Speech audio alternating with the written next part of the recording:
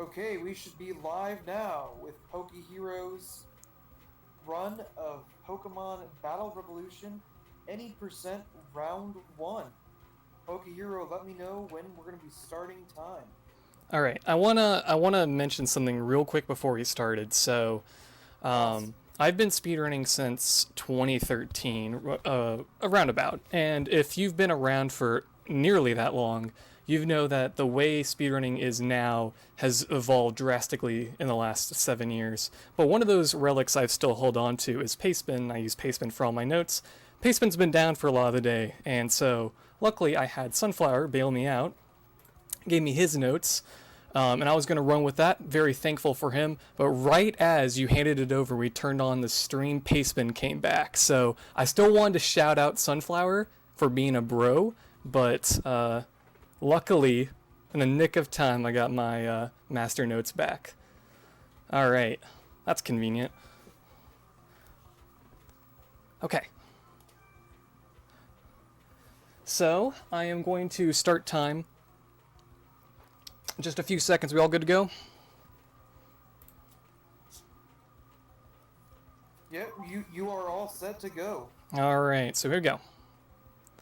3, 2, 1, go. All right, so this is Pokemon Battle Revolution. I'm actually not going to explain much about the game at the very start. We need to get some stats from the rental Pokemon since they are not set in this game. Unlike if you know the first 3 stadium games, of which the rentals always have the same stats. Game audio, though, I can fix that in just a moment, but let me get into a battle.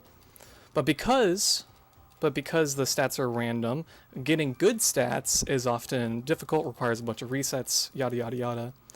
So I'm going to try just 2 resets here at the very beginning, try to get good stats. If I do get good stats, then we're going to run it like that. If I don't get good stats, no worries, I have a save file, not a big deal. But I'm going to try twice to get the stats, and then if no dice, because again, it's not likely to get the stats. I'd say if I'm doing a normal stream of resets, I probably get stats maybe like once every 30-40 minutes. Resets are only about 2 minutes, so it's not that bad. I guess like 20-25 tries, but it still does. It's not like it's easy to get. So let's check stats here.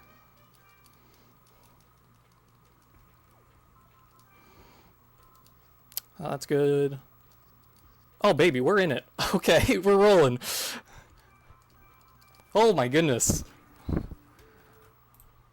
A crazy turn of events here today.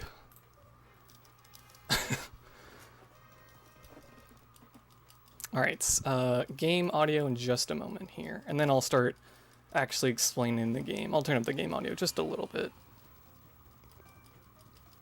Female Luxio, that's not the best.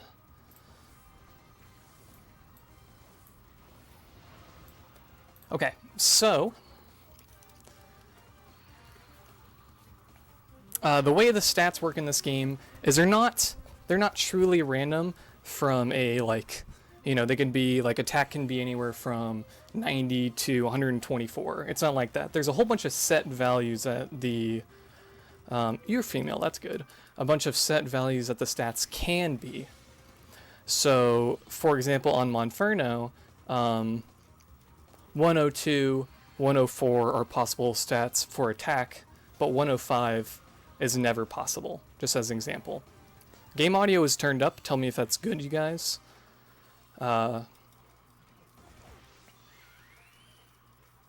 Basically, though, the way that this game works is it's relatively similar to the Pokemon Stadium trilogy in that you have some rental Pokemon, and you use them to get through a number of predetermined battles in the game. Now, one difference is, as you might have saw at the very beginning, was that we had a choice of 2 different passes. They call them rental passes in this game. They each have a team of 6, and depending on which one you pick is which Pokemon you get to start. And you can get the other ones later, but I'll explain that at a later time. Luckily hit both through the double team, that's nice. That was a really good Zachary fight. There are the 2 passes at the very beginning, though. There is Cindy, who has the middle stages of the Kanto starters, Rhyhorn, Dragonair, and Pidgeot. And then there is Nate, which is the one that we picked, which is the middle stages of the Sinnoh starters, as well as Gabite, Staravia, and Luxio.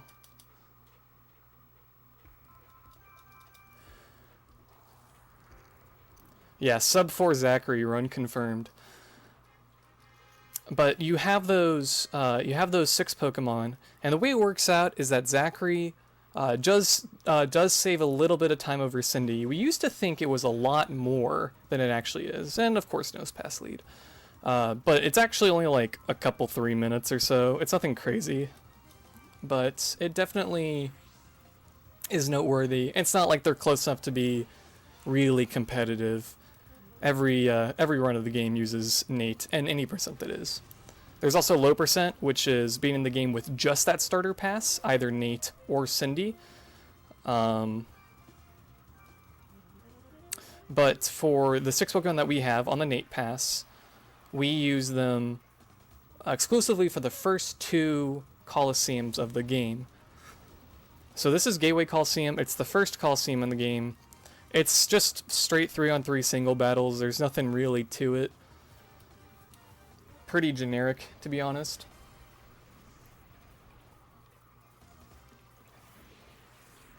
That being said, there's still a good number that can go wrong. The first fight, Zachary, that happened, he is probably the hardest fight in this Coliseum. He has a lot that can go wrong. If it's not him, it will be the Coliseum leader Taylor. I want to mention first, before I get too much farther, that I do have Twitch chat open. So since this is a 4-hour run, we got some time here.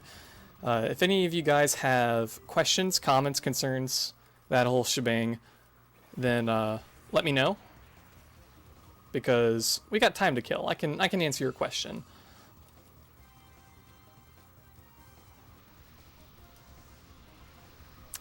Where was I? This Coliseum has 7 battles in it, and generally speaking, it takes about 20-ish minutes for this. A good time would be sub 20 minutes.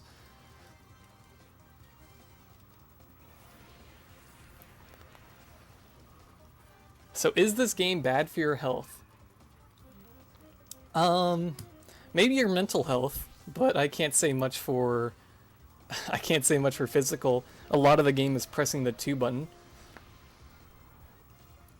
The stadium announcer. So there is an announcer in this game. That's important to know. Thank you for bringing that up. There is an announcer in this game. However, the announcer actually loses time in the next Coliseum coming up. It's not actually that much time. It's like a minute.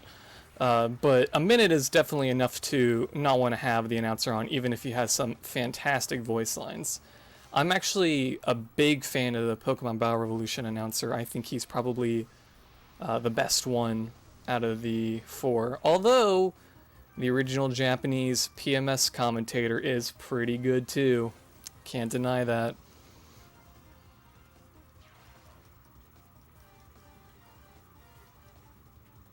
Nice miss.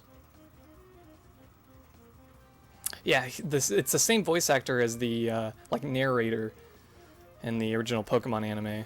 Alright, this Nose Pass is just having a field day right now.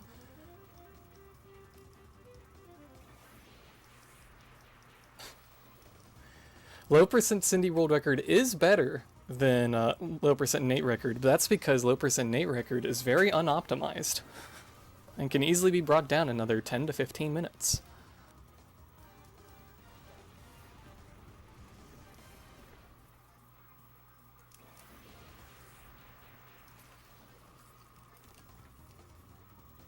I have actually not seen that before, that emote in reference to the announcer. But I can believe it. Alright, well that was a awfully slow Eric. But that's how it is. If Eric brings Nose Pass, the fight just kind of is boring and lame and not that fun.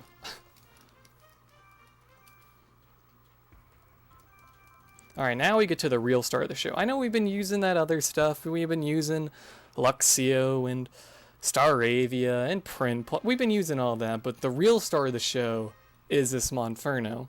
I actually got a plus attack Monferno and a plus attack Luxio, which is insane. And this Monferno really is where Nate Pass shines. If Nate Pass did not have... if Nate Pass does not have Monferno, or the Monferno here does not have near as good moves, Cindy Pass would almost certainly be faster. Yes, the Luxio has rivalry. I was complaining about gender in the first fight, as you might have noticed. It is unfortunate that Luxio has rivalry. As I'll explain at a later time, rivalry existing is pretty unfortunate because it makes the 6th slot in our team rather debated, I guess. Maybe not rather, but at least somewhat. It's not cut and dry, excuse me. Yeah, just optimize low percent nade. It's fine. Don't worry about the last 2 fights in the game where you just like barely have any chance to win. Don't worry about that. Don't worry about that. Yeah, Genius Sonority did make this game. Same developer as the Gen 3 RPGs, Coliseum and XD. Very good games. I do like this game quite a bit as well. All right, 1 second. Gotta pick Pokemon. You can definitely tell this game is kind of Stadium, but with Genius Sonority flair. There's some music tracks in this game especially that give off big Genius Sonority energy. But this game is obviously not really comparable to Coliseum and XD, since the exact goal... If I'm the same gender... Okay. If I'm not the same gender as this Lickitung, I don't stay in. But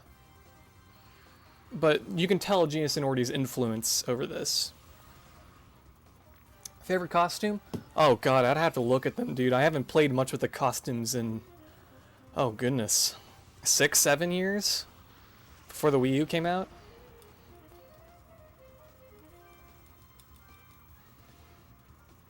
Pikachu costume, obviously.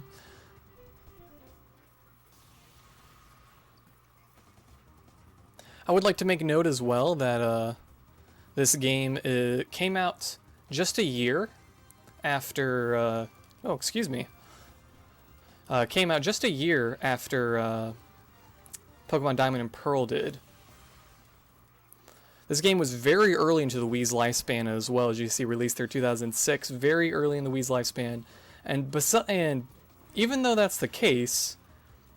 Are you female? No, you're not. You don't like to see Dustox. Dustox and Lickitung are the 2 worst Pokemon to see on that fight, and I got them both. Very unfortunate. But the Lickitung was female, so I was able to play it out. Yeah, it was the first released game for the Wii that made use of Wii Connect 24 and online connectivity of the Wii. You can battle online using your Pokemon, because you can transfer in Pokemon from the Gen 4 games as well. Even though it was released when Diamond and Pearl came out, both Platinum... What, that didn't kill? What? Wow. Okay. I'm not sure how, but... Resilient Dustox, I guess. Anyhow, you could battle online. Oh my goodness! Come on! Wow. Wow, wow, wow. That must have been like Mineral into Protect. Hate to see it. Oh, that's okay. But yeah, PBR was really early, and despite that, it's definitely one of the better looking Wii games on the console. Or excuse me, one of the better games on the console, period. I don't know why I said Wii games. Of course, I'm talking about the Wii. I also believe it has one of the best soundtracks, although that's a little bit more subjective. This game has a really good soundtrack, in my opinion, and a really strong... Nice last resort, bud.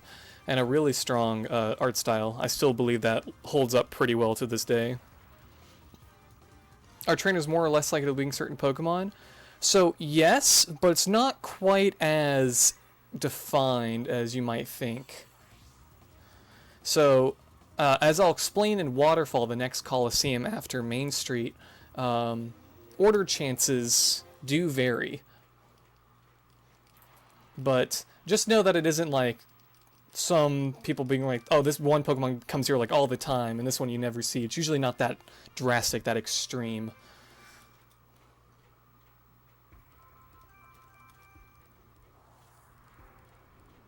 Who is the best speedrunner and why is it Pokehero?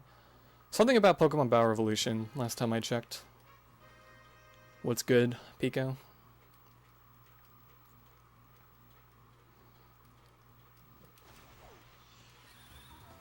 Okay.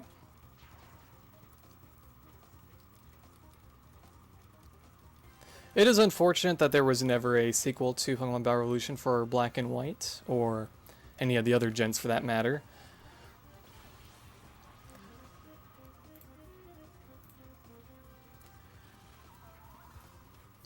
I was always hoping for a Pokemon Stadium Wii U VC release when Red and Blue got really...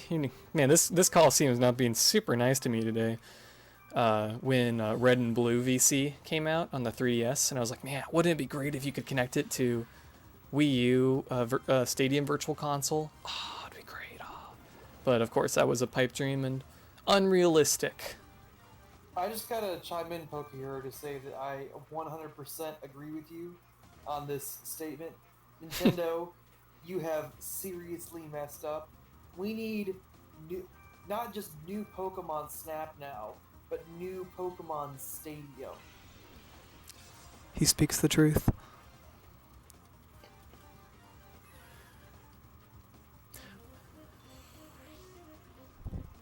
Thank you for your input, Ty Kevin. I definitely have to agree with you there.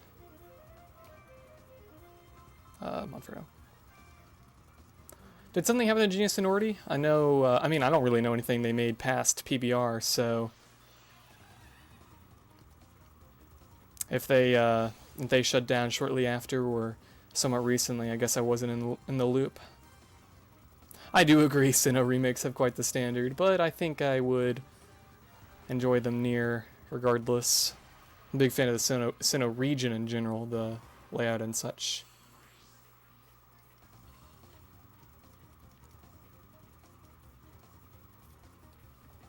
Hello, Deathline.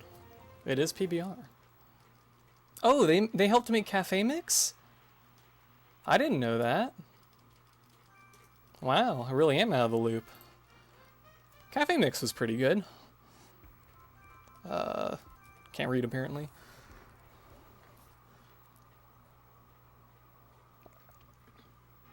I am apparently out of the loop.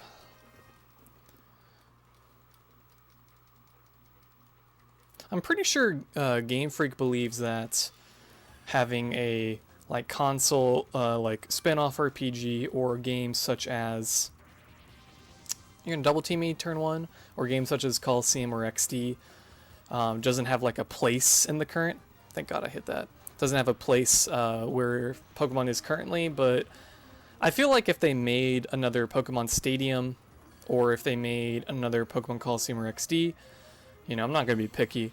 I feel like it would still sell very well, considering the software output of the Nintendo Switch. Very likely. So if you recall earlier, I was complaining that Luxio was a female. Most stuff that Luxio tends to kill in this run, I should mention that the opposing genders are randomized. I'll get into that in just a moment. That Monferno, on the other hand, is better off when female. So, unfortunately, I did not get the best genders for the two Pokemon I most care about, being Monferno and Luxio. The third most Pokemon I care about is probably Staravia. But if I had a really bad Staravia, I wasn't going to worry about it. But my Staravia is actually pretty decent. The Pokemon typing game was actually, like, not bad.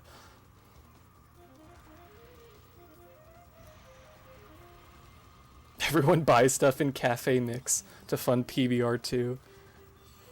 Big brain blaze.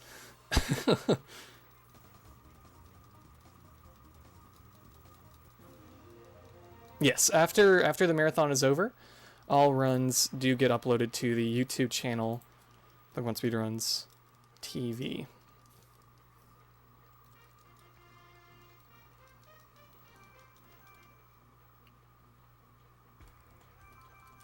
So I mentioned it briefly earlier, but the opposing Pokemon do not have randomized stats. However, they do have randomized personality values, which allows for a different gender and allows them to be shiny as well, which is really annoying.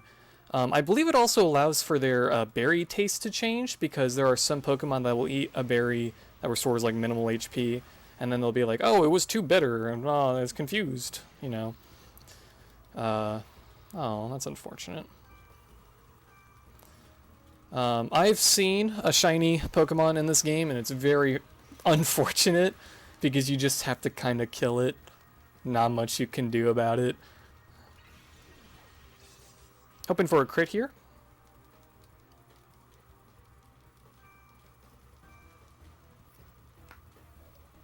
Bite. Taylor's going for Paraflinch. You don't see Bite very often. I still got through. No crits. Unfortunate.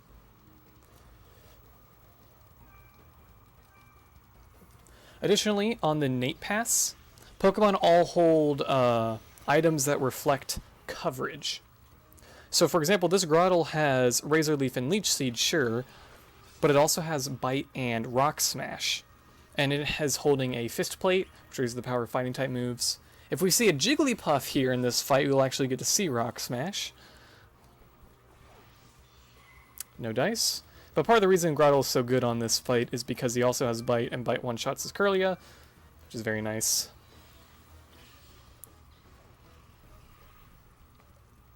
I'm an Overgrown now, very cool.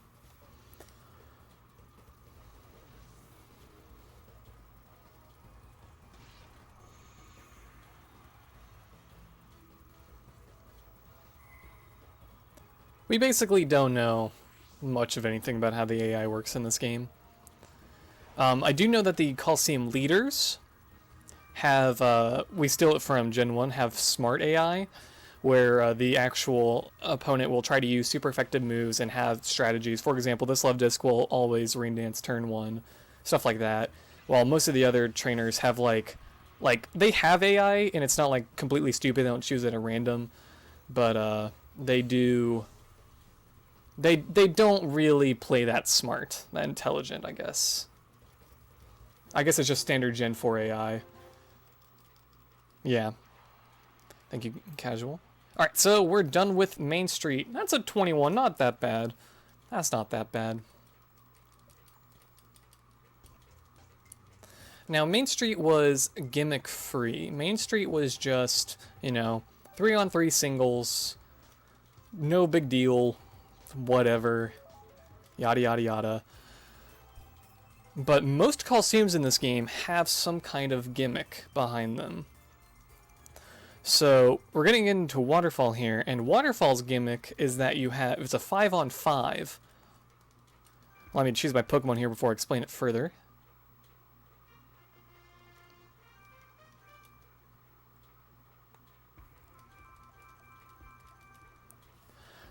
It's a 5-on-5, but it's still singles, and after one Pokemon dies, the battle ends. It's kind of like Challenge Cup if any of you guys play Showdown. It's a 1-on-1, and then instead of the battle ending, though, you go into the next 1v1 match. So I mentioned earlier that AI order here doesn't always, like, it tends to favor some things more than others, but nothing tend to extreme. But we have a spreadsheet up. I have a spreadsheet up here, I should say, and it's basically just how likely Pokemon are to appear, and this is basically just by runs and runs and runs. So that Sunflora is the 7th Sunflora I've ever seen in slot 1, for example. And we use this data to make tweaks to the fights, and so Waterfall has actually became very slightly better over the years, but still kind of blows. Basically, our goal is to 3-0 the opponent. Ultimately, obviously that's the fastest way to do it. Highly doubt RNG minute RNG minute for this game would ever happen. The only reason I don't think it's impossible is because, one, I feel like people have found crazier things, and two, Nice, didn't miss a takedown. Let's go, black speedruns, let's go. But it'd also use, you would have to use like the Wii menu, you know, like the Wii time set clock, all that jazz. So it's probably possible casual, but possible RTA? I don't know about that.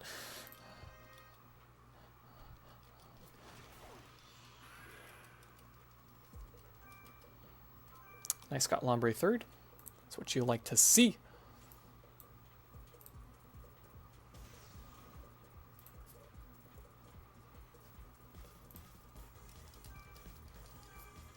Don't like to see that fake out though. That's unfortunate.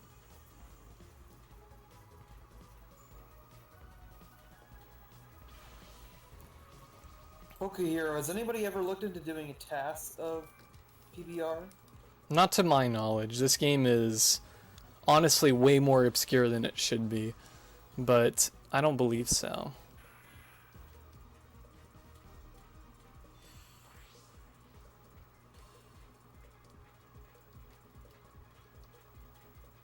I want everybody to shout out RDA in the chat. I'll explain why we're shouting out in like 2 hours, but we'll get there. We'll get there. There's there's a reason. We'll get there.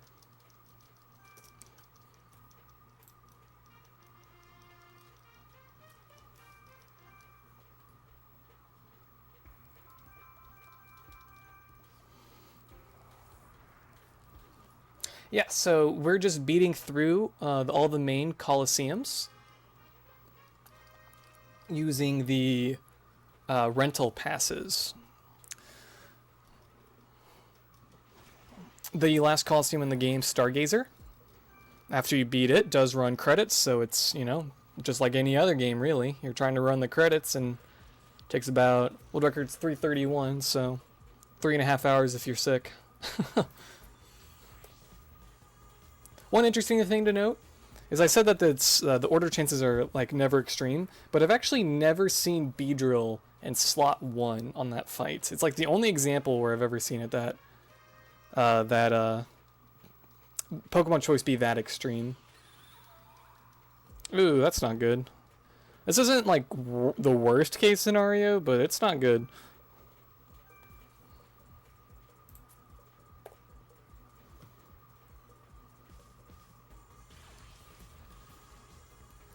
Okay. Looks like we're getting the range. The 2-hit. Good. Okay. It didn't rock blast. Alright, as long as I hit this. As long as I hit this. Staravia. Staravia. Come on. Come on. Oh, that was actually a lot of damage on the first one. I'd have to feel like mineral here to miss. Come on, Staravia. Come on. Come on. Attaboy. Wait, is this Staravia a girl, I think? Atta girl. Good job, Staravia. Clutch. Yeah, for some reason the Beedrill doesn't come out first on Harry. It just doesn't. Don't know why.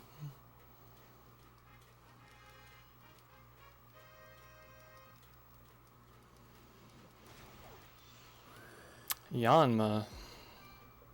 So, when I mentioned the whole team earlier, I'm sure at least a couple of you raised an eyebrow at Gabite? You have Gabite on this rental pass? Oh, Gabite's sick. And I would agree. What? I didn't do enough? It's gonna have like 1 HP. Oh, it has like 3. Oh my goodness. I cannot believe it had enough. That's unfortunate. Anyhow, a couple of you probably raised an eyebrow at Gabite. You're like, wow, you get a Gabite. And the problem is that the Gabite isn't very good. If you guys know anything about the Gibble line, then you'll know that they are physical attackers. And this Gabite has Dragon Pulse as its main attacking move. Its special attack stat isn't that bad, but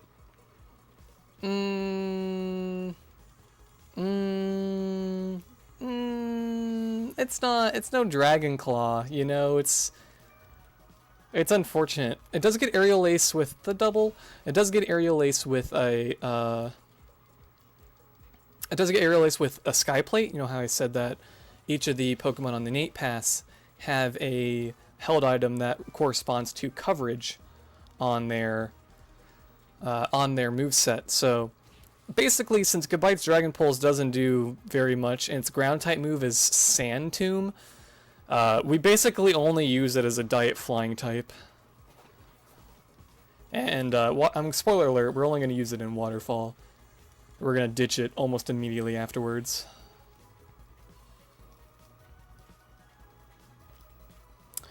Yes, all my homies hate Detect. Genders do matter. They're not like super prevalent, but they probably matter more than your average Pokemon speedrun. Namely Luxio rivalry, as stated, and then Q-Charm and Attract are somewhat prevalent. So, again, probably more than your standard run-of-the-mill Pokemon speedrun genders matter.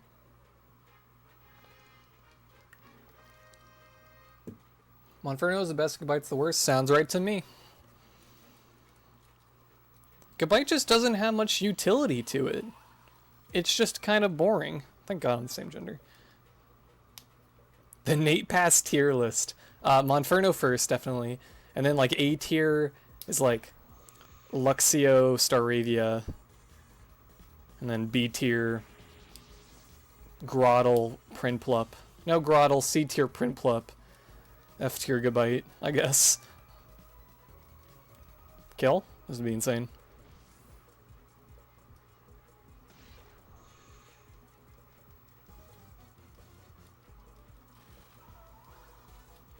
Is Wii or Wii U faster? I don't think we actually know, or it's like too negligible to like matter. I do play on Wii U, but that's just because I don't have a Wii in my setup. So I have my CRT on to my right, but I'm actually facing my laptop looking down because I have my Wii U gamepad showing the gameplay, and I'm looking down at it and looking up to see my notes.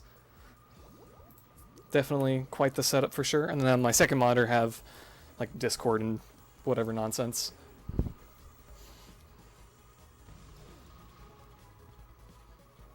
That was a pretty good range.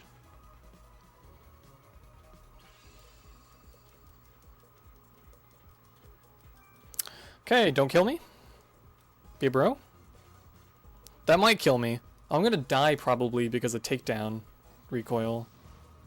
Oh, no I'm not. Come on. Come on, Staravia. Didn't miss takedown. Let's go.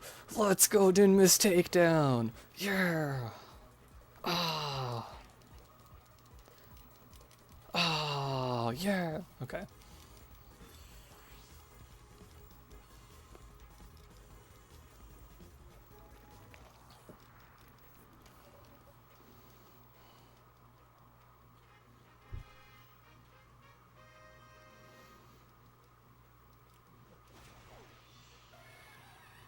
You had Nidorino here a lot.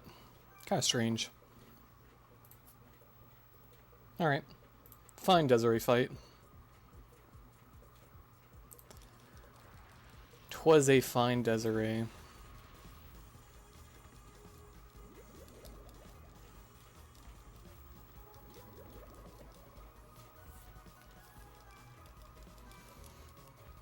Good. No helping hand. That's like the best thing Nidorino could do. Obviously, it would have been better if we had either crit or didn't get poison point, or both. But using helping hand turn 1, not using helping hand turn 2 is basically the best thing it can do.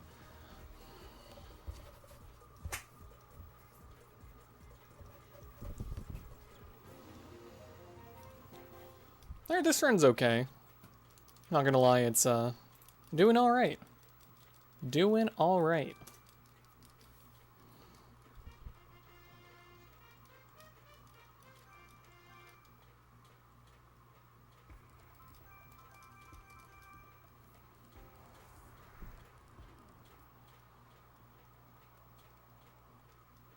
I'm trying to think if there's anything else I need to mention at the moment, or if it's just going to be starting to talk about actual battles at hand.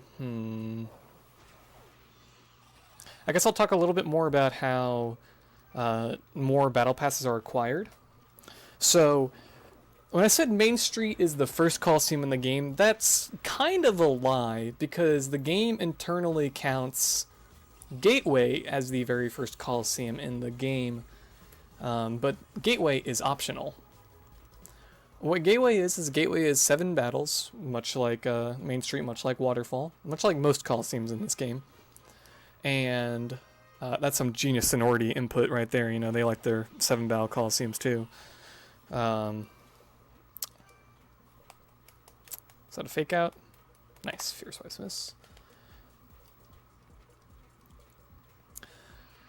So there are battle passes. You know how we picked Nate at the very beginning? Well, the Cindy Pass that we didn't pick, so it doesn't fake out me.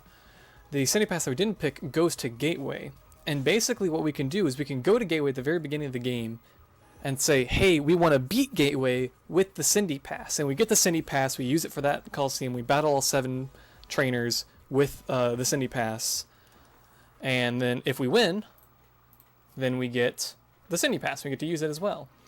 However, after certain benchmarks, I should say, in the game, there are more battle passes that are unlocked.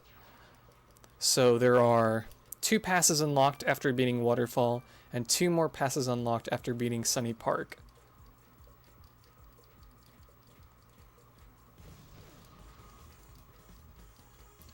There's a reason we're using Nate only to Waterfall. I'll let you connect the dots, and I'll explain when I get there.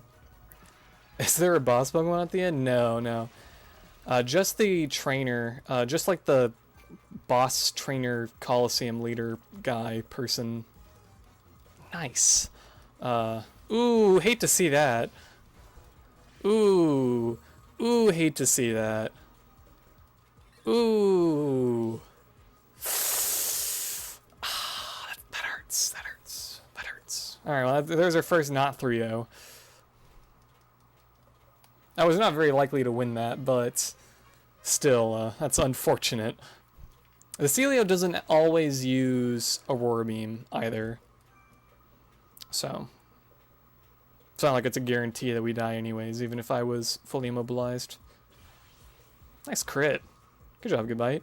Getting back at me for talking crap on you.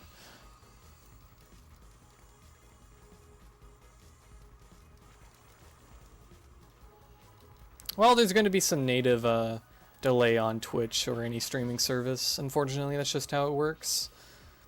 You saw there it became confused after the berry at 8. That was an example of a varying personality value. I don't know why they wouldn't lock that.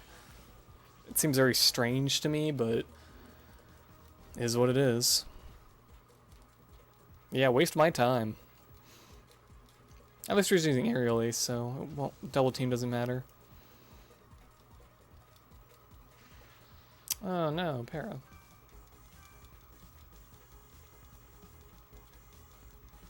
Oh, you missed a second or two. Okay. My mistake. As long as I hit this, I'm fine. Thank you. Yeah, so when you miss an attack in this game, the camera doesn't pan. It pans like a certain specific way, so you can tell.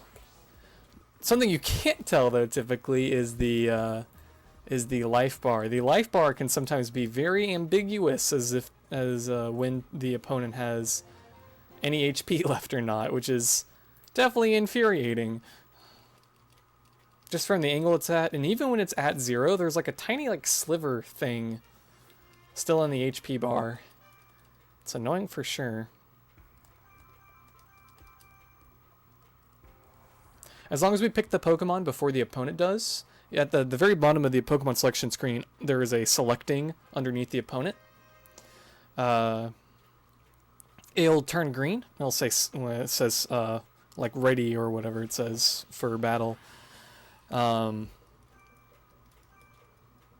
you basically just want to pick your Pokemon before that happens, you know. Pick it for it, otherwise you lose a little bit of time because you picked slower than your opponent does.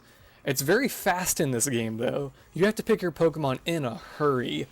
It's not like Stadium, where you can kind of Stadium 1 International, where you can kind of dawdle a little bit. No, not in this game. Not in this game. Crit here? Come on, dude. Where are my Razor Leaf crits? Nice roar in a 1v1. Dingus. Got him.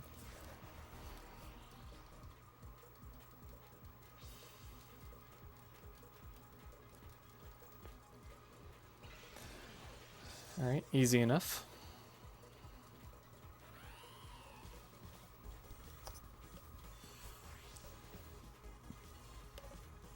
And we are marching along.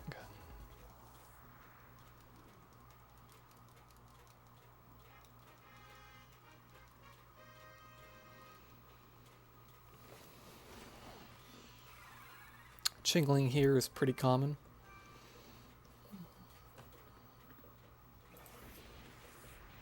If you don't get Chingling first, you almost always get Chingling second. Nice crit, Prinplup. Nice crit. Guess it made it for the no Razor Leaf crit.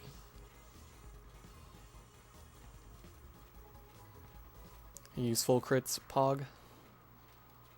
Alright, on this third spot, almost always Chimchar. Almost always. Not this time. Just because I said something, right?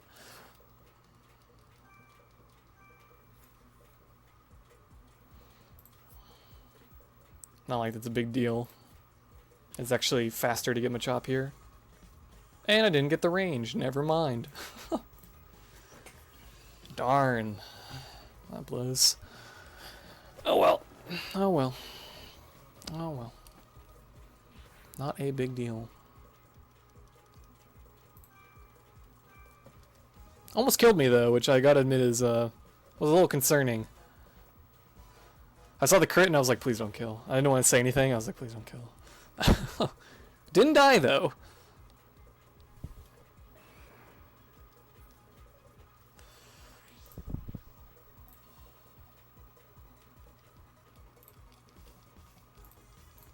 As long as you didn't die, it's fine.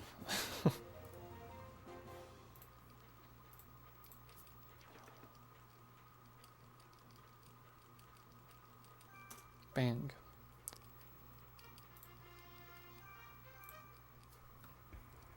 Oops. No, no. I don't have the right page open on my notes. My time. So, playing this game both with rentals and with transfers is pretty difficult. It's actually kind of amazing that they managed to strike a balance of both being hard. Of course, with like, you know, speedrunning routes and stuff like that, it's not that bad, but, you know, just playing it as a casual, come on, dude. Playing as casual is pretty bad, because what happens is I've heard a lot of people say that they don't know that when they get other battle passes from Gateway, that you could transfer the Pokemon between them. Spoiler alert, you can do that. So if you know you can do that, it makes a lot of things a lot easier in this game. Other way that it's difficult is just some of the battles can be a little strange. You know, there's a whole bunch of types you have to cover in a 7-round Coliseum. So not knowing all the trainers ahead of time it can bite you in the butt, to put it lightly. Otherwise, if you have transfers, a Coliseum, 2 Coliseums from now, you'll see why having transfers and having your Dialga on your team might not necessarily be a good thing. Please don't fake out.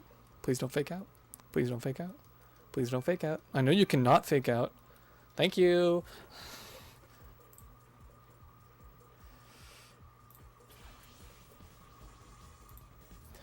Easy. It almost always fakes out turn 1, but not every time, just almost always.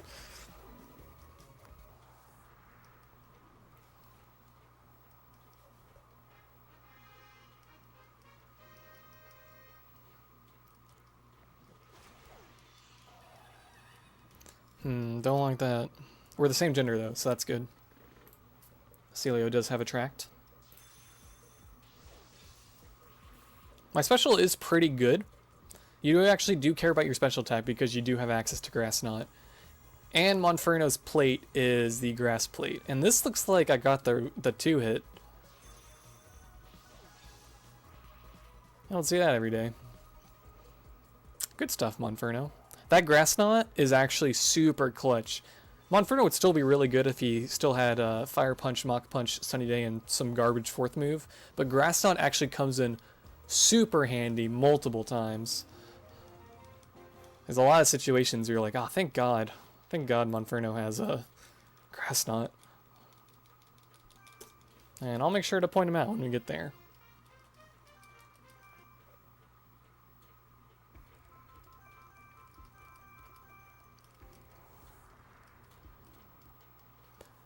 We have the Coliseum leader here, Marina. She's dressed up as a Kyogre and has almost all water types. I think it's actually only about half her team when we count 1, 2, 3, only 3. It's the same format again as everything else, so we open for the best. That's not good. Really don't like to see that. Alright, I'm going to need a Rock Blast miss. Again, the Coliseum leader has Smart AI, so she will use... Oh, or I can just crit. Oh, and I don't kill? Oh, I missed the range? Oh, that's heartbreaking. Don't kill me. Whew, okay. It definitely can kill you if it hits all 5, or if it gets a crit in there. Wow, played with my emotions, Marina. Played with my emotions. The double.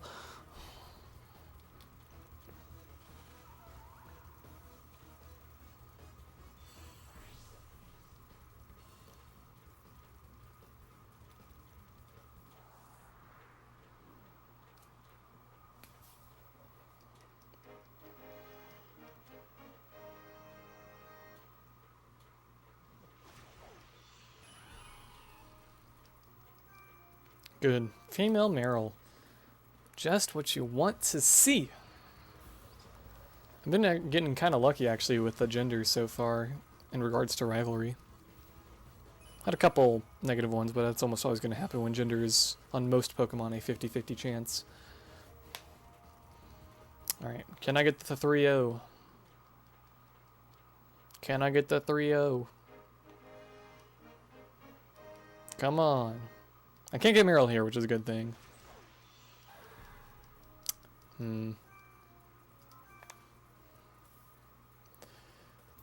It's not great. Thank you, NES.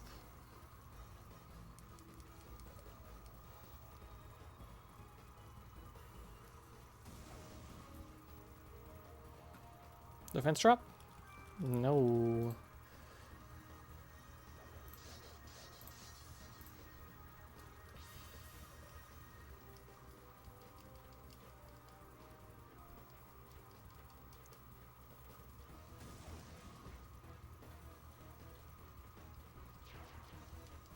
Okay. I would have liked it on the first turn as well, but this is going to be close now. That killed me? Unfortunate. I think my Groudle didn't have the best of defenses, but I'm still a little surprised that killed me. Can I get a hate to see it? That's okay, though. Can I get an Apom here? Thank you.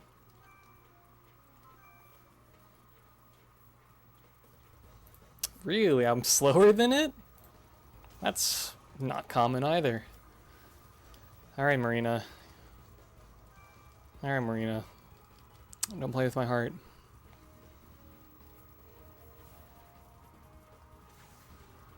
No, no reverse 3-0. Okay, okay, we're good. We're good. We're good. Oh my goodness, had me worried for a bit. Oh my goodness, had me worried there for a bit. I don't check natures, I just check stats, and I know when some stats mean there has to be plus this nature, but no, I don't ever, or plus this stat, but no, I do not actually check the natures themselves. Whew, alright, well, I'm not gonna lie, had me little worried for about 20 seconds there. 48 waterfall isn't the worst. We're on like a 46 waterfall pace though, and I wanted that, but that's fine. 48's fine. So, you know those stats I got at the beginning that were like, holy cow, I got the stats first try, you know, all that jazz? I have to get stats again. So, the next pass I'm getting here is going to be the Daisy Pass. There's 2 passes you can get here, Tommy and Daisy. I'm not going to get into the Tommy Pass. There's a whole Bubblepedia article on rental passes if you want to check them out. But I'm going to go into Gateway, borrow a new pass. Get Daisy Pass here. And let's check some stats. If I don't have the stats, no worries. I have a backup save file just in case these are like the worst Pokemon of all time. So that's fine. That's good.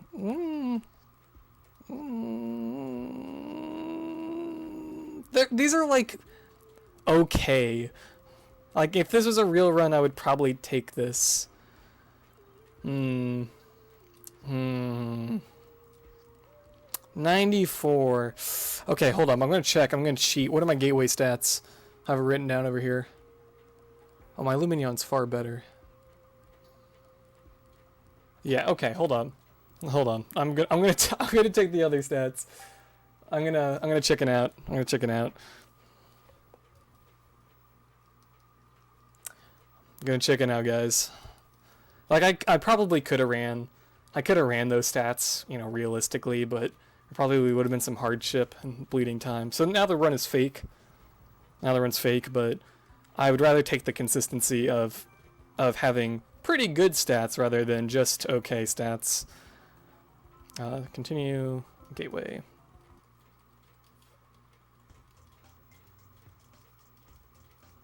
Neon and Sunset are in fact the 2 worst Coliseums in this game. That is a correct opinion. No! I forgot! No! So at the very beginning of the game, Anna asks you if you want to listen to all the stuff about like PBR. Because you're on an island that's essentially like an amusement park. And it's really cool, actually. But she's like, hey, do you want to know more about the stuff here? And it's basically a tutorial, and you just tell her no, and she shuts up. If you tell her yes, then she talks for 3 minutes. But each of the individual icons on the main screen have a tutorial as well when you click them for the first time. You might have noticed when we were about a minute in, I clicked the battle screen. There was a tutorial that explained what each of the options meant. Really annoying. Oh well. But yeah, I forgot to press right, and so I accidentally clicked on storage. So Anna was like, here's what you need to know about the storage menu. And I'm like, I don't care.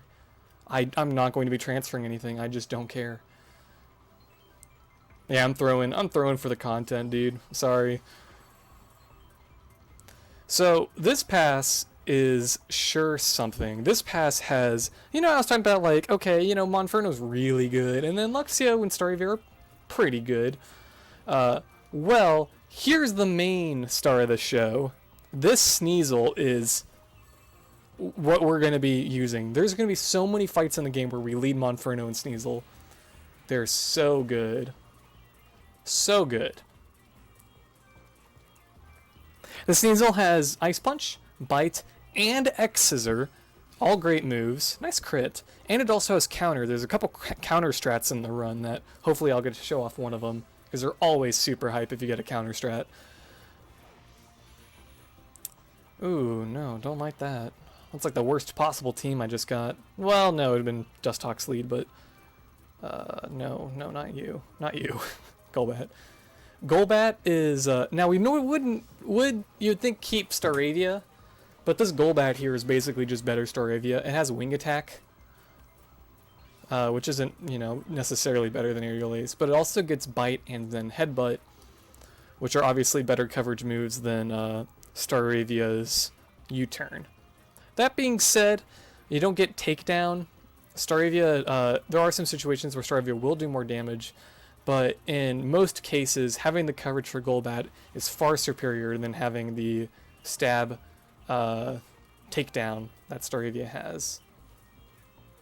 Yeah, plus Golbat is just here for the entertainment value, you know? It's just, you know, just funny Pokemon. Haha. Bat goes... That's my Pokemon cry. Thank you for having me. Good night.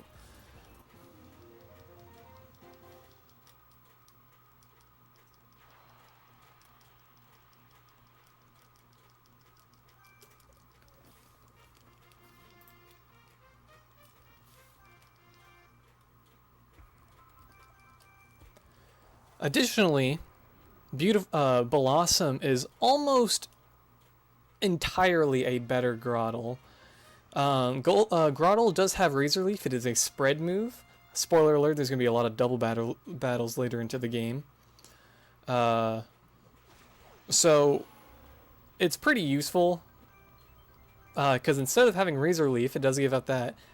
It does get Energy Ball, which is very nice. It also has access to Sludge Bomb, fantastic coverage.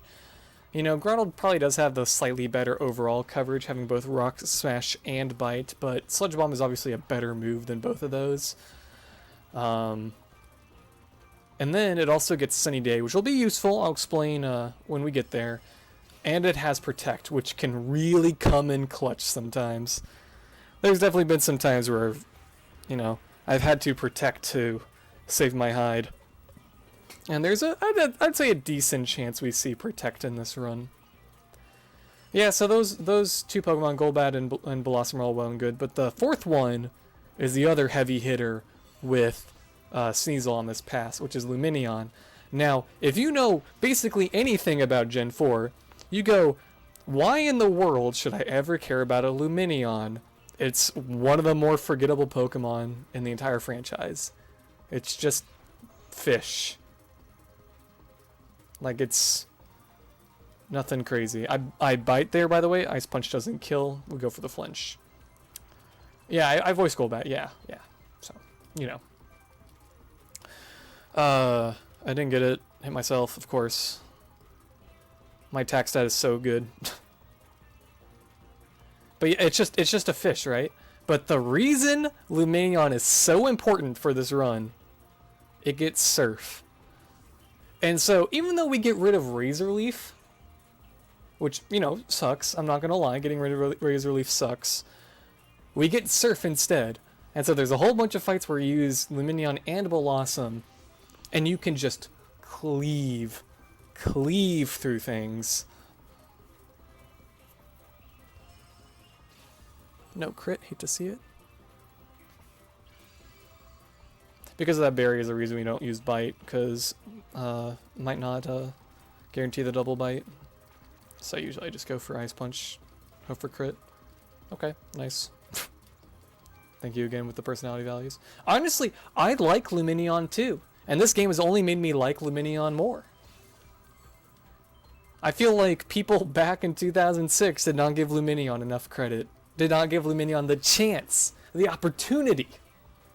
It's so needed. Also, it has kind of meddling stats and isn't that useful in most cases. But at least it looks kind of cool. And again, in this run, it's really, really convenient that it gets Surf. So Daisy Pass isn't anything broken. It's nothing crazy.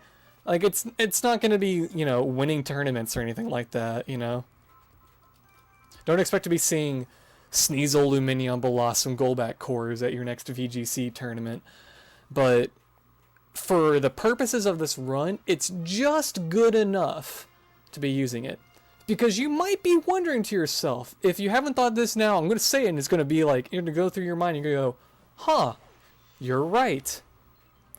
I am spending an entire Coliseum here to get this pass.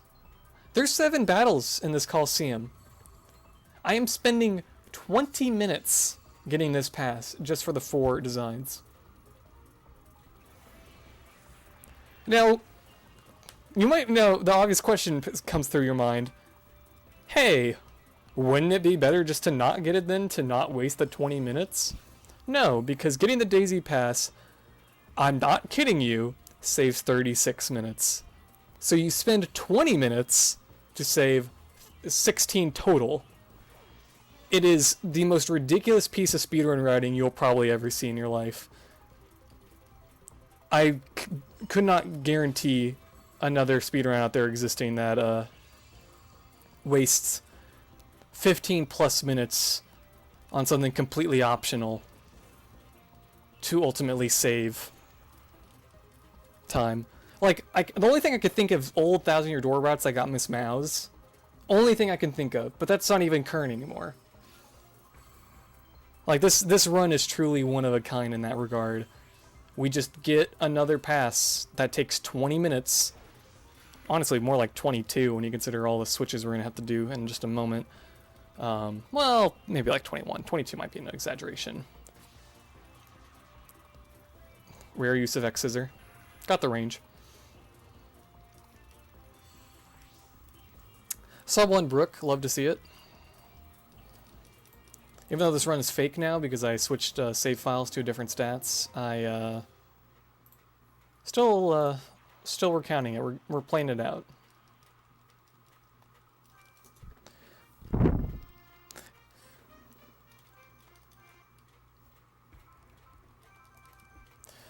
It's unfortunate though because on this save file we still have the plus attack Monferno that we had in the original file when we got up to Waterfall. But our Luxio on this save file is not near as good. Unfortunately, when grinding for stats, I really can't be bothered to grind for both plus attack Monferno and plus attack Luxio on the same save file.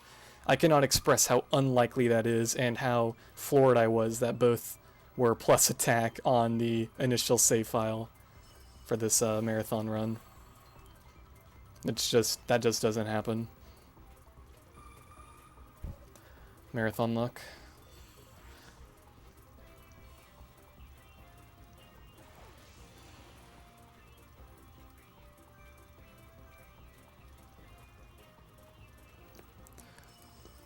I actually don't like to see Silcoon here. Even though it can't do damage, it's always a 2-shot unless you crit.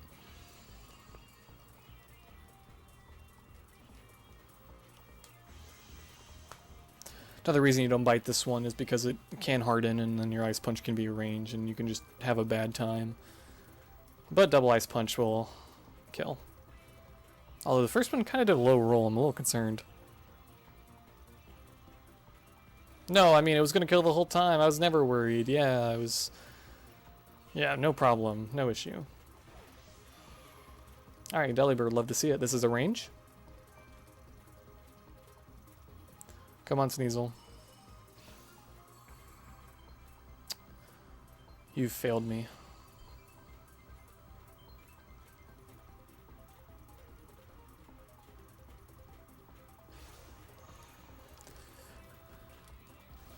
So I talked a whole lot about sung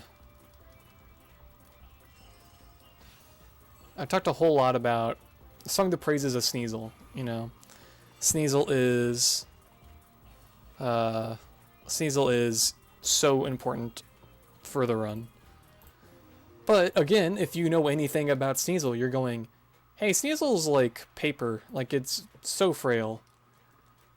And you're right. But the Clutch developers knew this too and gave it a focus sash. So even though it dies to... Really, the double input? Even though it dies to a stiff breeze, it won't die in one shot. Which is really nice. And if it didn't have it, Sneasel would not be near as god tier as it is in actuality. But it does. Clutch genius sonority coming through.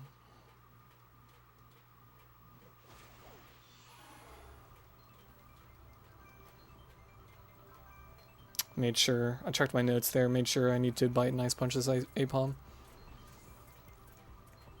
Additionally, Sneasel has inner focus, so if you have, getting like faked out, why are you baton passing? Getting faked out isn't a big deal. In fact, it's just damage. Okay, Curly, I'll just press bite again.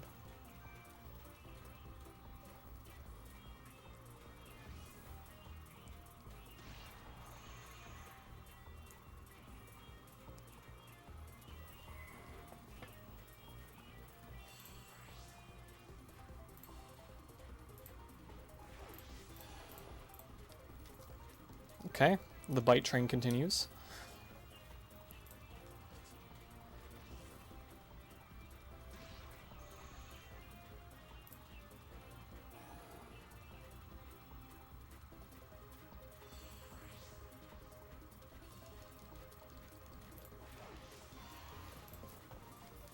And Weeping Bell. That was actually a really good team.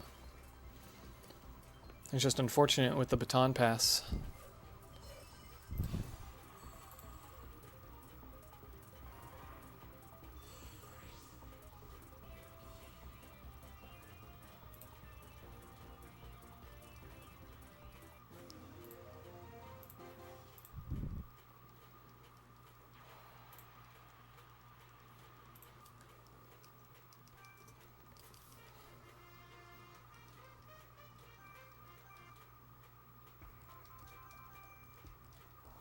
I'm not sure who won the black race.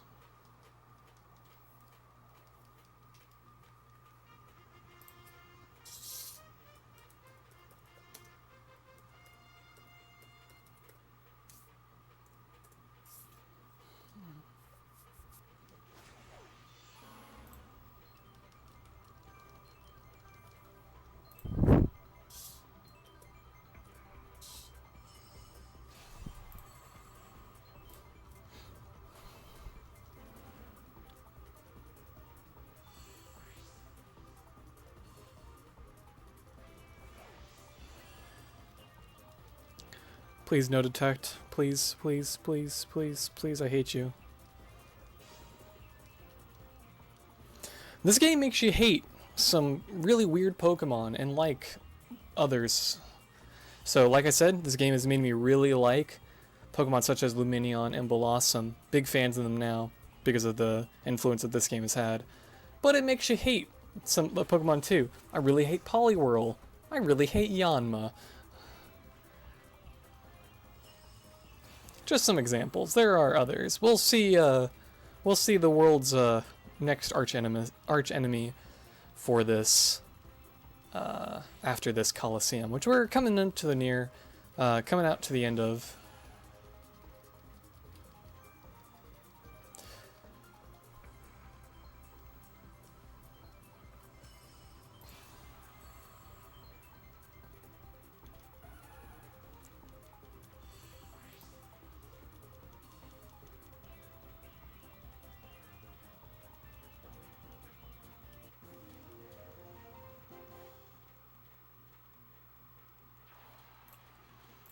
Alright, so I mentioned earlier that this game does have pretty good music. I'm not going to say it's going to win any awards, but its soundtrack overall is very strong if you ask me. And this is one of the stronger themes in the game. So this is Joe. He is the Coliseum leader for Gateway, and his theme slaps. So the goal here is just Sneasel kill things, so strategy is not too much of an issue, but listen to this banger of a song.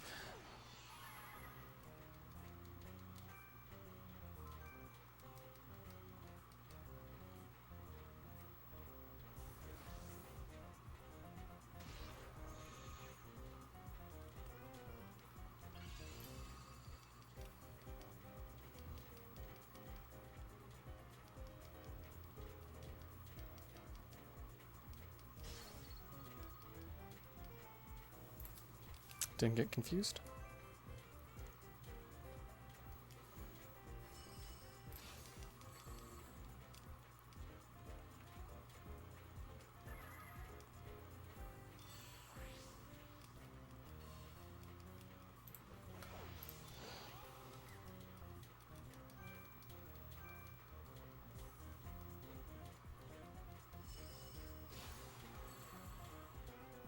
This is not a great situation to be in. Sneasel has a lot of damage tacked on, and basically any move Joe could use will kill me. But since I've already gotten like the worst Pokemon, just not Mudkip. Oh, I meant to bite there. Freeze? Clutch Freeze? Clutch Freeze? You won't? You won't? Yeah, you're right, it won't.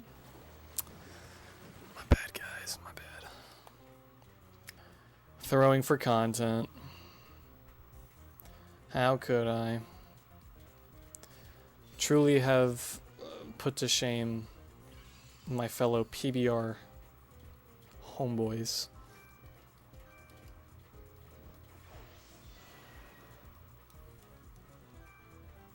It's okay. It doesn't really matter in the end. Oh, that not kill? Okay, now I'm kind of irritated.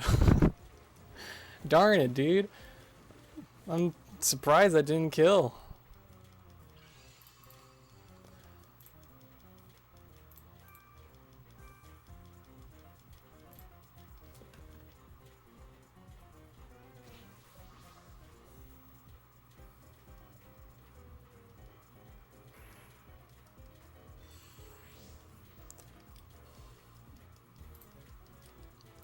I did kind of get bodied by that Mudkip, I'm not gonna lie.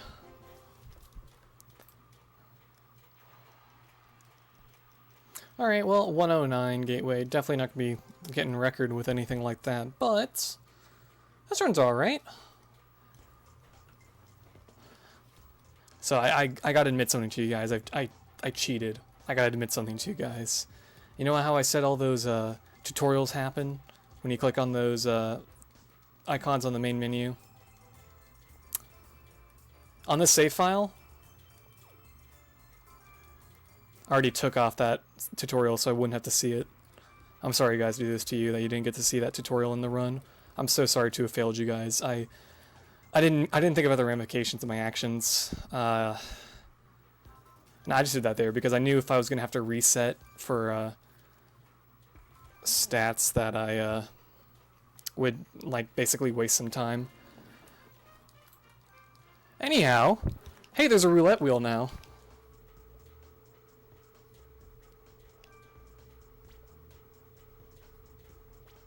Good.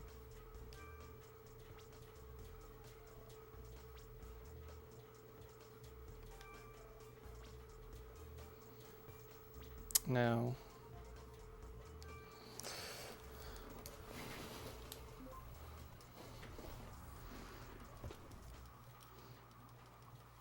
Mudkip will randomly use bide sometimes and just be free, but not that time. So this is Neon. The gimmick, as you definitely saw, is that there is a wheel at the very beginning, but it's not actually that bad. It runs at a constant rate. It rotates consistently. All the Pokemon are always in the same spot, no matter what. Yeah, Snover is fine as long as he doesn't lead, but obviously it'd be better if I got Snover. That didn't kill! That didn't kill, I'm so mad! But that's okay. So, as a result, because it's all consistent, you can get good at the wheel. And being good at the wheel is a necessity for being good at this game, because your Neons can vary from anywhere from like a really good time is like 25 minutes. It's like a really good Neon is like 25 minutes. Or it can be like 40 minutes, 50 minutes, as some first runs are. It just happens. And this is why I mentioned that if you have transfers and, you know, I have my copy of Pokemon Diamond, I'm bringing Dialga into my game my parents got me for Christmas. Like, it might not necessarily be a good idea. Because if you're like 7 and playing this game and you're not good, because obviously nobody knows that the wheel is truly consistent. I used to think it was truly random. You just can get owned because the opponent will get your Dialga. Because the opponent will aim for your Pokemon almost always. There is actually some nuance to that. I'll get into that in just a moment. But essentially, the opponent will aim for your Pokemon first almost always. And so you might have noticed when we were switching out Pokemon, when we were going for other, when we were switching Pokemon after I got the Daisy Pass, I did not put Luxio in my team. I did mention that Luxio was really useful, but we don't have it. And that's because killing Beautifly, one of the other Daisy Pokemon, who's still good, by the way, Beautifly is still good, is far easier than killing Luxio. So we basically have Beautifly because the opponent goes, ooh, Beautifly, that's their Pokemon, and picks it. And then we go, okay, because we almost always aim for Monferno and Sneasel first, and we one-shot it. Stonks.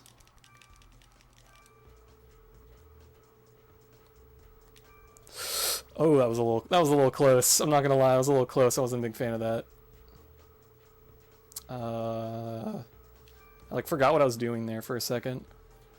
I just didn't know how to play the video game. That's not my Monferno. That's my Monferno. Oh my god, no, dude. Oh no. Okay, that's fine. That's fine.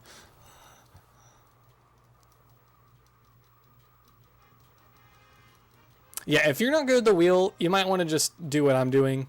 Basically, put a team of pretty good Pokemon, but nothing insane, and try your best. Okay, so this is still fine. I might have messed up the last two, but it's fine.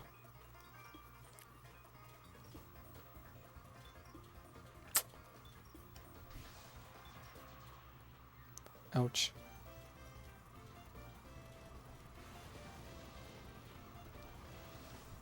Please kill Combuskin. This Lumineon is very good. This Lumineon has 104 special attack when typically they're around the high 90s. So most fire types are going to be a one shot.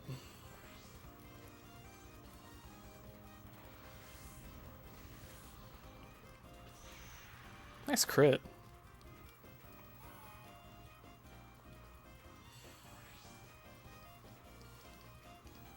Reminder that ice is a bad defensive type. Does he have 2 fires here? No, he does not. I was going to protect if he had 2 fires, but he does not. Thus, I will Sludge Bomb the Beautifly. Okay, not dead yet. I'm going to die to the Surf, though, which is unfortunate.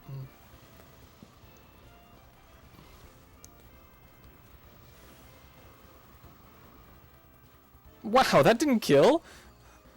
What? Oh my goodness. Worst turn possible?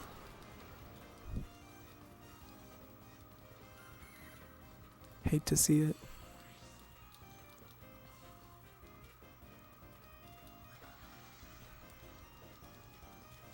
It is, but I usually get that range, Sunflower. This isn't my Monferno.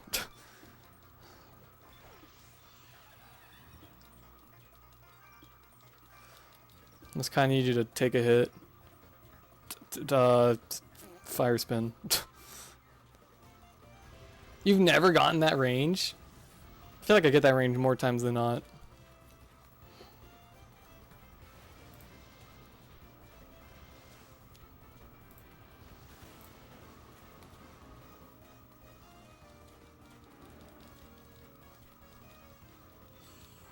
As long as it kills Beautifly, it's fine.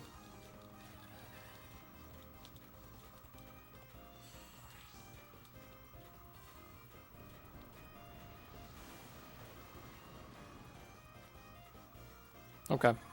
I was obviously not truly according to plan, but it was fine. It was fine. And here, ladies and gentlemen, is where we get into our new least favorite Pokemon. Poliwhirl, gone. Don't care. Yanma, who cares? Not me. Enter the rise of Wigglytuff.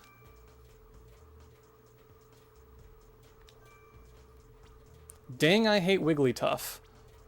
All my homies hate Wigglytuff. Okay. Got it. Okay, don't get Lumineon. Perfect. We usually try to get Lumineon as well, because Lumineon is also quite hard to kill. Ah. Knocked my desk and hurt my knee, dude. Actually kind of hurt. Ugh. I'm okay. I stretch it out and I feel fine.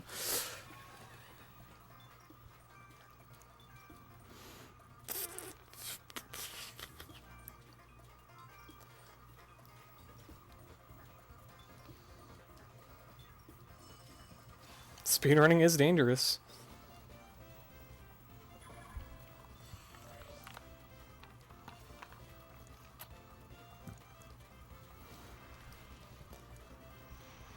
There's so many fights in the game that are just like 2, 3, 4 turns faster, if not more, if Wigglytuff just doesn't show up.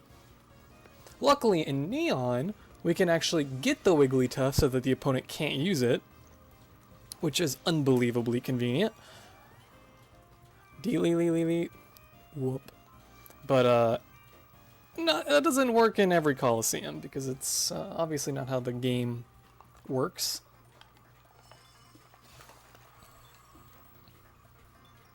I'll get the Golbat range, though. Okay.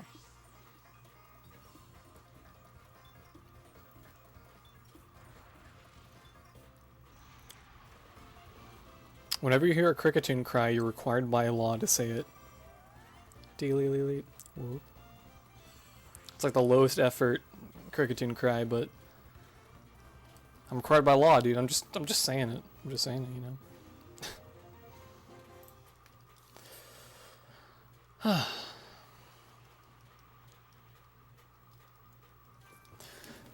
So, you like that last fight? We're doing the exact same thing again.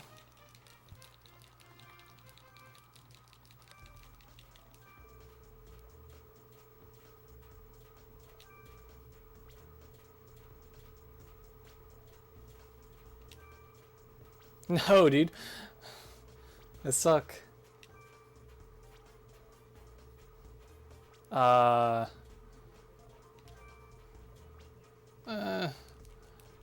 Okay, that's fine. That's fine. Unfortunate, dude. You're kind of weird that they made that law, but you know, that's weird. Sorry guys, I'm washed. I know I'm like in a big marathon and there's like pressure on me and stuff, but I'm washed. Sorry guys.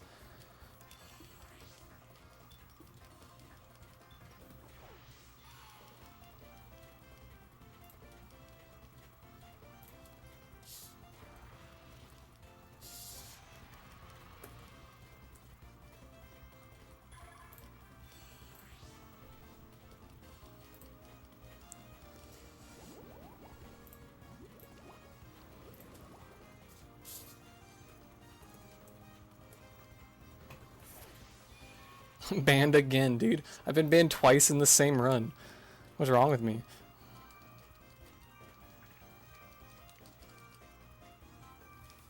I think that was a known P. I think so. I believe unknowns are also given based on their personality value, which is why that unknown can be a random unknown. That's everybody's favorite unknown. And you can't say punctuation.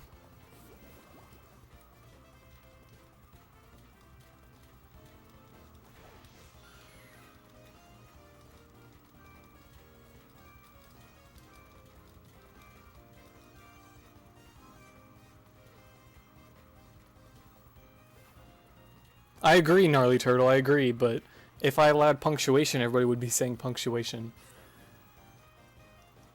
My favorite is question mark, but if I'm not allowed to have punctuation, my favorite is Q or X.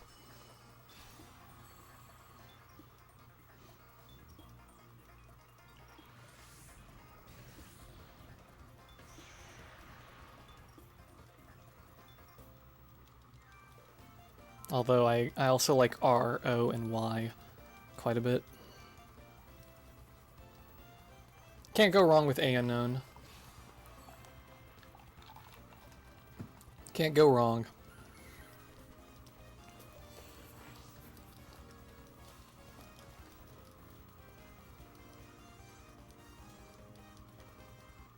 Yeah. Side B's at ledge at 40. Kappa. NES is cheating. He said a punctuation. So you like that thing we did for the last two fights? We're gonna do the exact same thing again. Oh god. Okay. Whew. I was not confident. I was not confident in that one. I was not confident in that drop. Oh, that might have been early. Oh, I clicked off the wheel. I threw, dude. I'm so bad. I threw. The ball landed off the wheel, so I got random. Unbelievable how hard I'm throwing.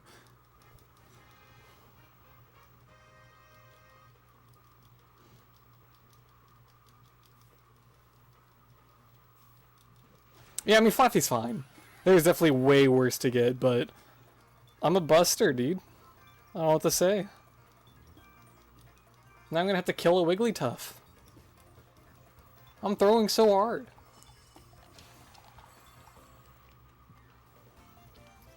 Yeah, you guys are wild for going off the side.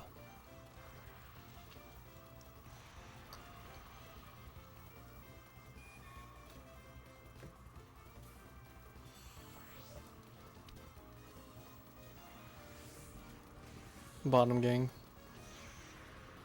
The visual cue is so much easier. Side is the way God intended. It's a very bold claim, Mr. Sunflower.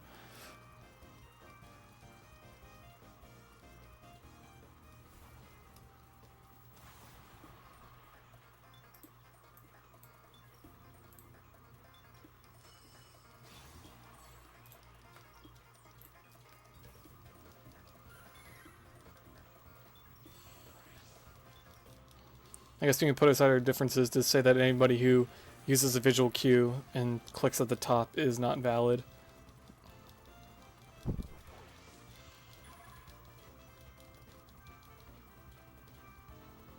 Crit here would make me happier than what's it, like a Texas idiom? What's something that Sandy Cheeks would say?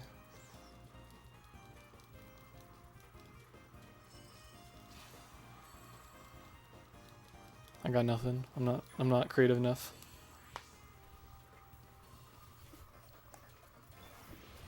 Monferno. Thank you! Okay, Sneasel didn't die. Okay, that's honestly fine. Sneasel should be able to kill from here. So I'll just make sure that Sneasel goes first by not mock punching.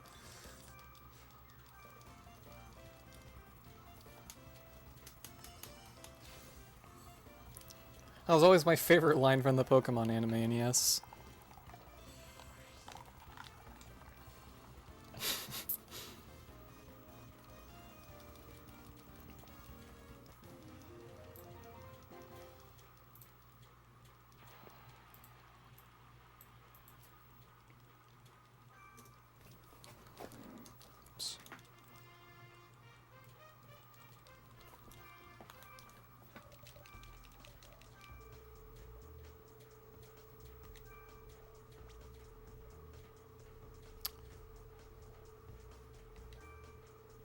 No, dude.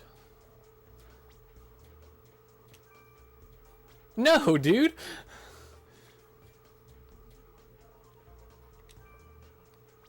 Oh my goodness. Oh, I'm throwing so hard. A man's never thrown this hard before. I'm having like a decent neon and I'm throwing. I'm throwing, dude.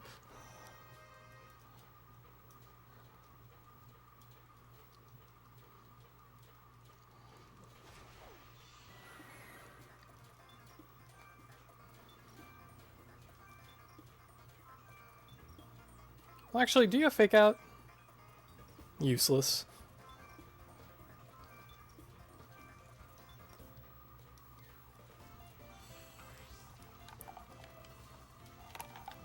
I would do way worse from right side because I don't know where the visual cue is for that. Shut up, NES.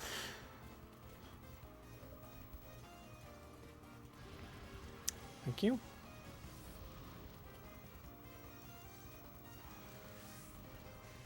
Thank you.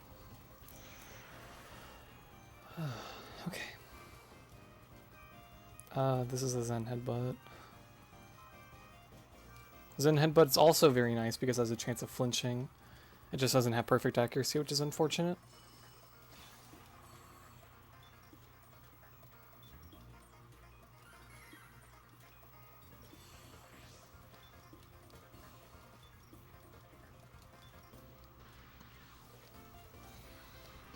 I believe so, Sunflower. I believe the wheel always starts in the same position.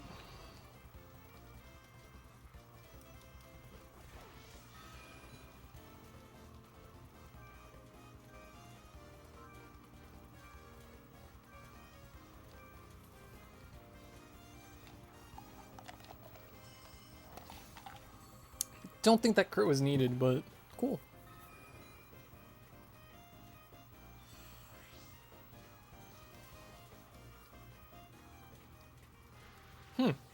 That's actually like a decent point, but probably timing that would be kind of difficult. But Get to work on that. That actually sounds kind of hype.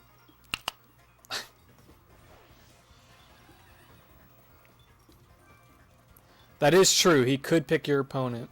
Or pick your Pokemon, excuse me. I guess I just bite the Charmeleon. Don't Mach Punch me. Are you kidding me? Oh, that's rough.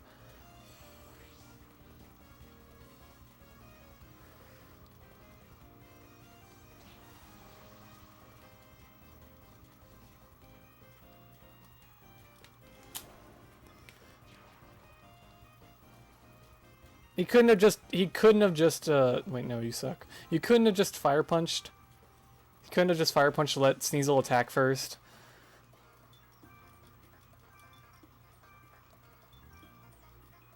We have Silver Wind, I guess. It's good enough, I guess.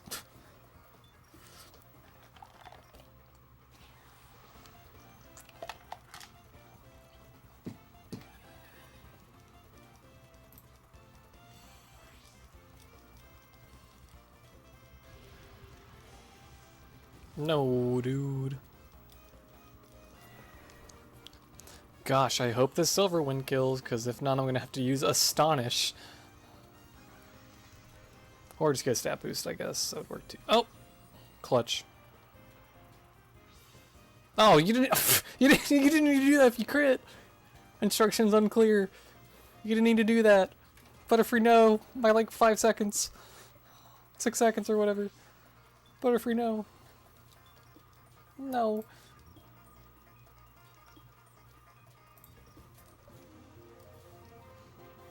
Dang, that's unfortunate the fight wasn't too good because this Neon's actually like pretty sick.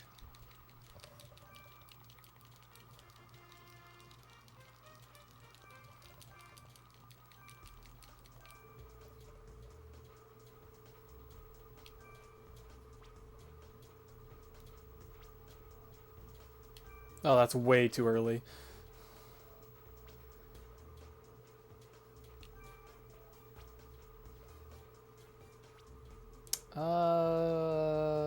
Beautiful, I guess.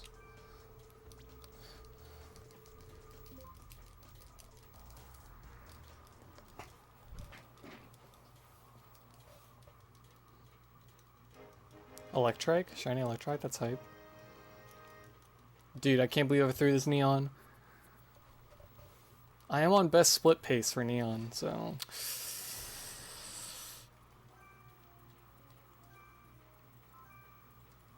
You can tell me to, right? You sure can.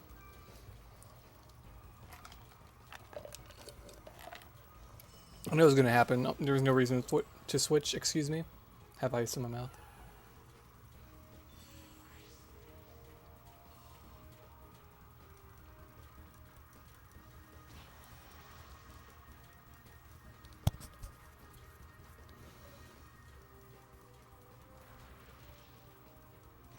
It's really unfortunate that Daisy got Sneasel too.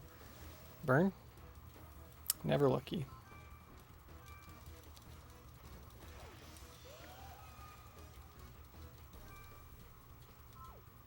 What? The double input!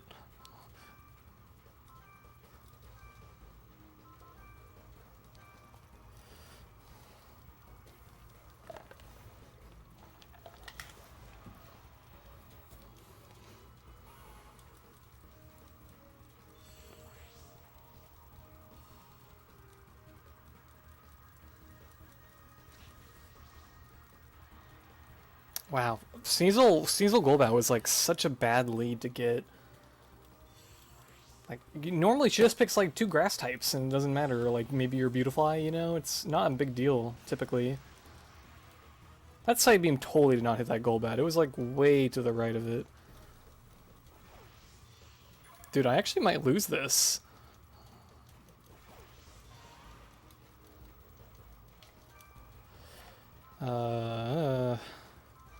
This isn't a good look. Yeah, if this kills, I'm big trouble. Yeah, I think I need to give in. That's unfortunate for sure. I don't know if I've actually ever gotten that lead before. It's unfortunate for sure. I think I like, maybe I could win, but it's probably just best to give in and try again. I haven't mentioned it yet, but this game has a system called Perfect Points, where if you beat a fight without losing a Pokemon, then you get a continue, essentially. Wow, that was really unfortunate. I don't think I've ever seen a Rosie like that. Because that would kill a normal run, and that would just dash all my hopes for sure. Alright, well, take 2, I guess.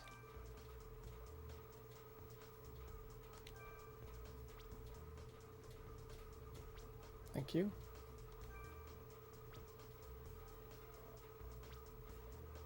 See, this is what she, like, normally does. She just, like, picks some random stuff like that. And then you just win. Like, this is what's supposed to happen. That's what's supposed to happen. And I just got horrible team combo. I would like to mention that if I actually did finish that fight, like, actually got a good fight there, I would have been, like, 3rd best recorded Neon. But, you know, whatever. I'm not sad or anything.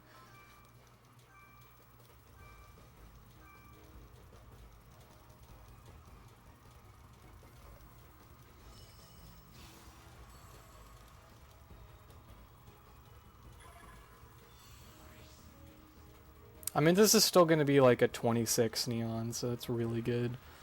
But it could have been like a 24. That's okay. This run's fake anyways, but...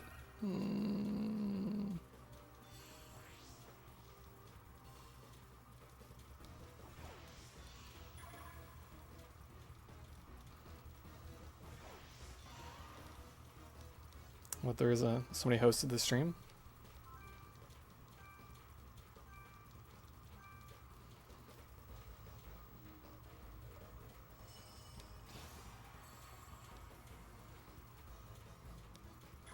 Okay.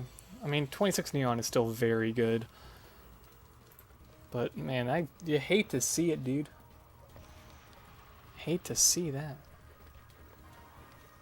Oh, shoot. Thanks for somebody who... Crazy host. That's a lot of viewers, yeah. I pulled up on the side, and yeah, that's a sharp increase. Alright, sorry, 27 Neon. Still very good. Really unfortunate, though, by the last 2 fights. But again, I mean, overall, 27 Neon in a marathon is still quite good. Don't think I'm actually complaining about the time I got.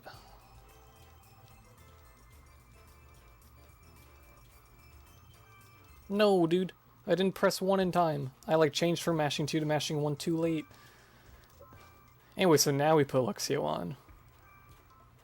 The double input again. Dude, what is happening? What is this? Wiimote, chill out.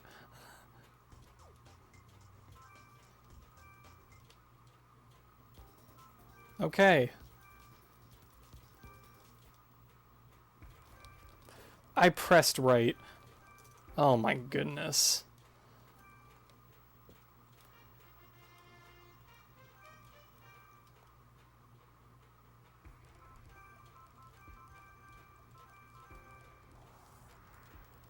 Dude, I can't stop throwing, Pico. I can't stop throwing. Only thing I know how to do is throw. So, the gimmick of this Coliseum is that it is a single elimination tournament. Wow, talk about a horrible lead. I pressed right.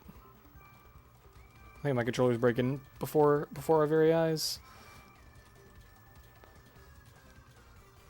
But, but who wins which round is actually random. So, obviously in our first bracket we always face the same person, because that's how brackets work. But in the second one, it could either be Linda who wins, or Hayden who wins. And yes, there are better results. So we really hope that Linda wins. for reference. We are rooting for Linda. Because Linda's team is pathetically easy. Hayden's is also really easy, but like it's typically not quite as fast.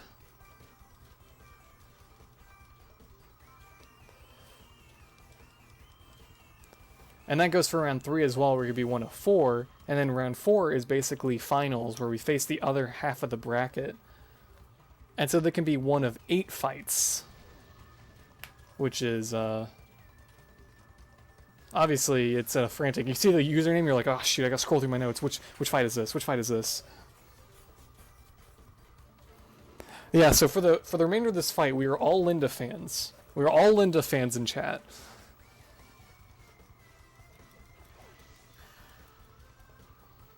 Poochers.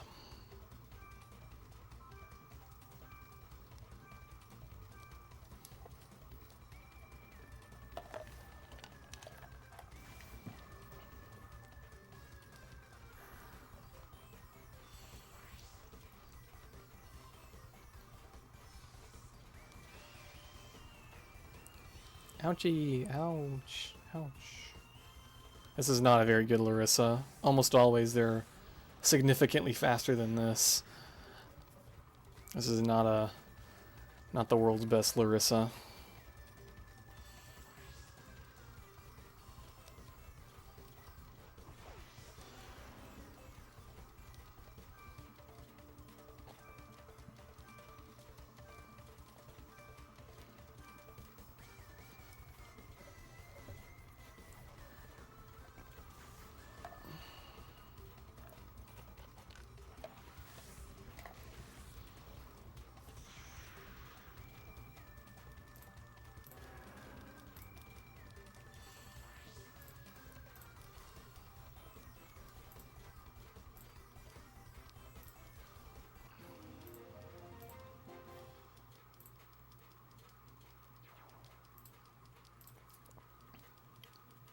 All right, Larissa. Or excuse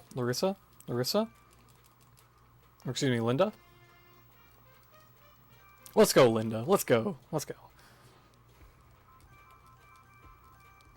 go, Linda. Let's go. Yes. Okay. Next up, we're hoping for Milton. So now we're all Milton fans. Milton's Milton Factory. And this is why this team is pathetically easy, because this is all we do. Surf.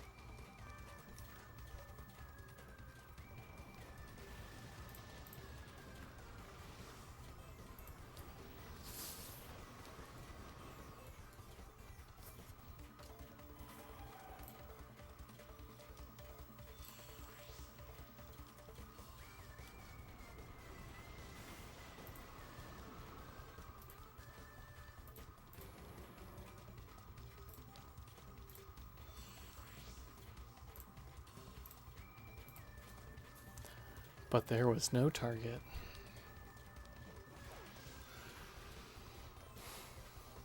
Rhyhorn? No Bastiodon. What did I just say? No, it was like... That's like the worst 2 Pokemon to have Pocket. It couldn't have been Onix and Rhyhorn. Even if it was Nosepass and Rhyhorn. Or Onix and Nosepass, it would have been fine. Got the range though because this Lumineon's very good, as I stated. I think I need a crit to kill.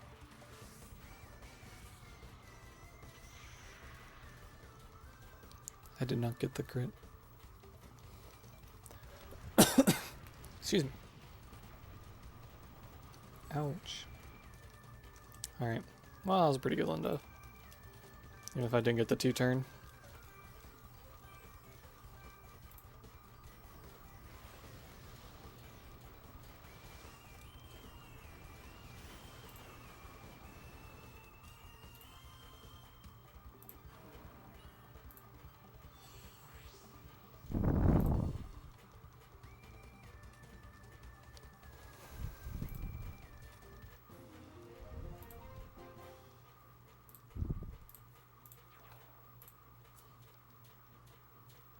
All right, Milton. Milton.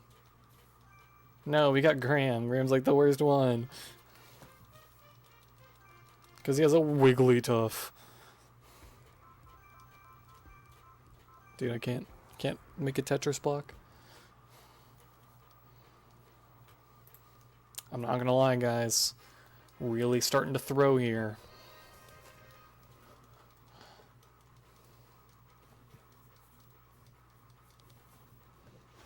This one's actually been like pretty okay. Can't really complain.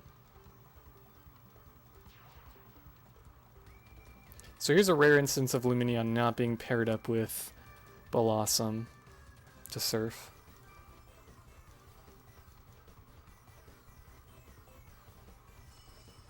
Honestly, if you're at Poketopia, the Pokemon Battle Amusement Park, and you don't have a Wigglytuff, like you're not even, like you don't get invited to the after Coliseum parties or anything, you know, you're not, people don't really like you.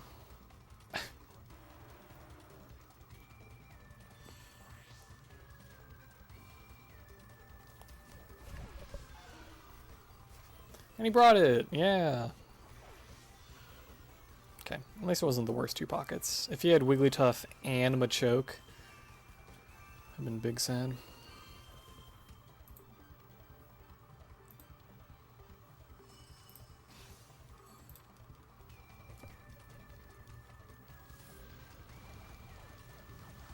Okay, good.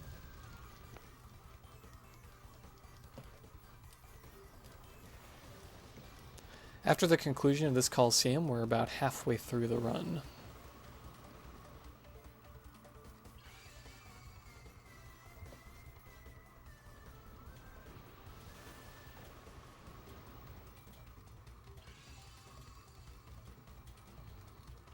Okay, this should be GG's as long as he doesn't kill Sneasel.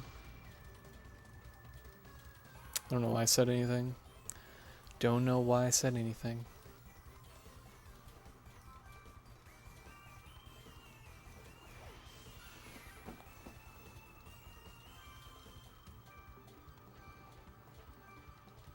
Okay, well, there's a couple Pokemon that you can get here in the round 4 that are pretty nice. David is probably the best one, but Lindsay is pretty nice too. One of those two would be ideal.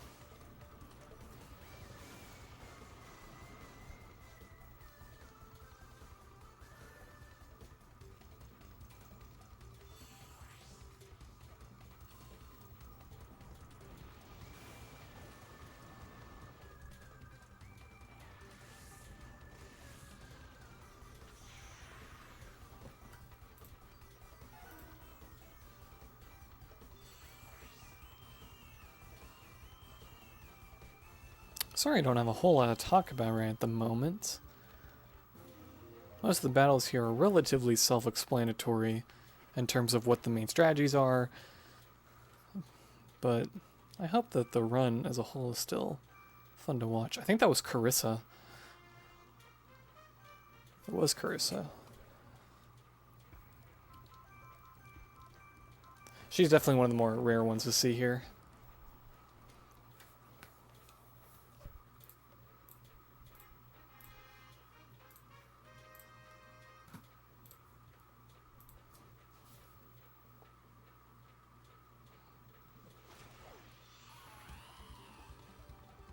Snover lead. That's unfortunate.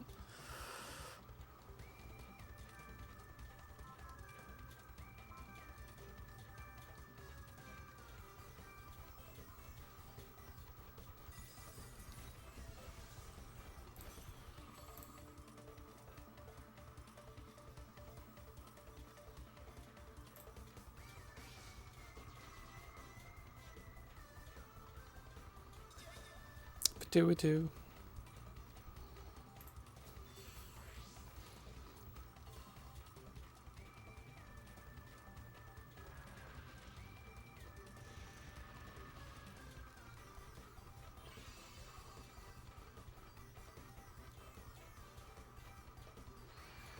I might not kill with a Fire Punch. That might be Ice Punch. Oh, well, now we'll kill our Fire Punch. Oh, wait, don't die. No, wait, don't die. Don't die. Don't die. Don't die. Don't die. Don't die. Okay, cool.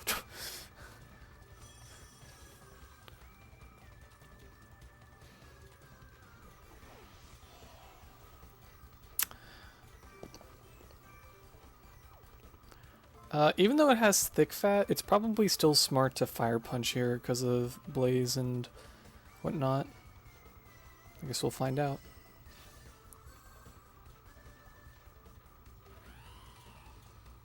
So after this fight, we have the Coliseum leader, Voldon. Voldon is dressed up like an Electivire, and he is definitely one of the most annoying Coliseum leaders in this game. His team is just well-rounded. It's just annoying.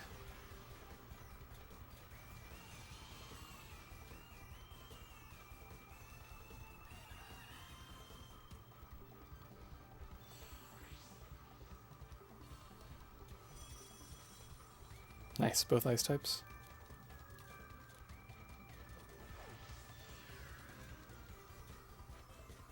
Thank you, Sunflower. I appreciate it. By the way, I don't think it was a smart decision to use Fire Punch on Celio. Just gonna put that out there. Grass Knot definitely would have done more. Oh well.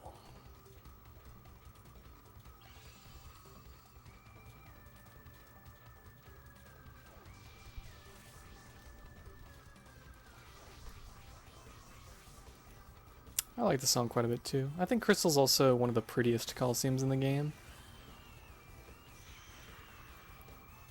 Okay, still killed, so Fire Punch didn't really matter. This is not the world's best Crystal by any stretch of the imagination.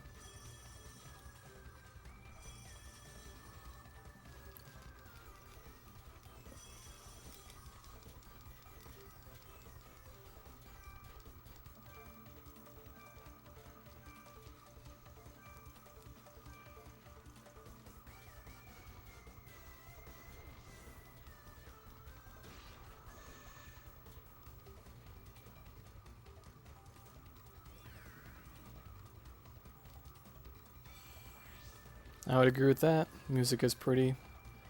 It's at worst solid.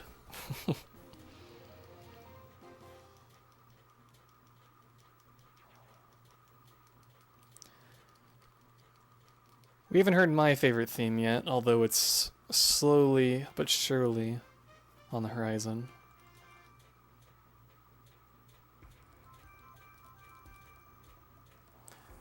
So there's like 4 different strats for this fight. Like, it seems like everybody uses a different strat on this fight. And they're all like equally suck, because this fight's just kind of hard and bad. It's pretty rare to die on Voldon. Of course, now that I said I'm going to die, but it's just kind of unfortunate in the series of events. But this is part of the reason why I use Golbat lead, because this Machoke is very annoying. Waterfall definitely does have one of the better ambiance of in the game.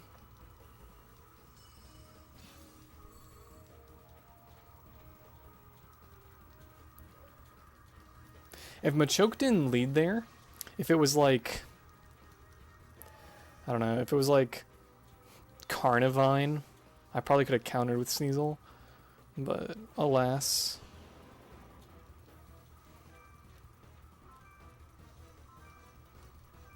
This is fine. No, well, I'm gonna die anyways. Spent way too much time on that menu when I knew I was dead anyways.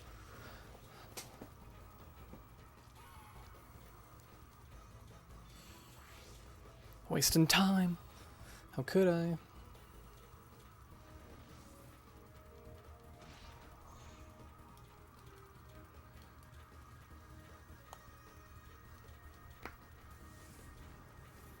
Ouch. Ouch. Only 2. Feels good. Go into Monferno here. Do you guys like lag? Press 1 if you like lag in chat.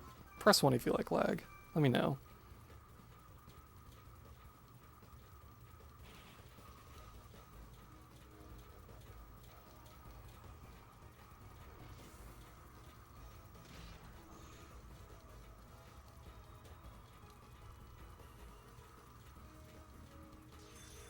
Yeah, I see a lot of lag lovers here because most people just didn't say anything because I can't blame them.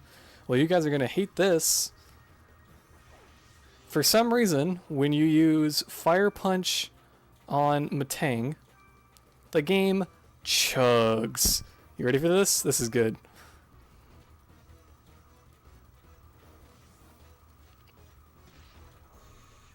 Watch this lag. This is really good. Nice flinch. Oh, here it comes. Oh! Why does it lag so bad? The game chugs for some reason.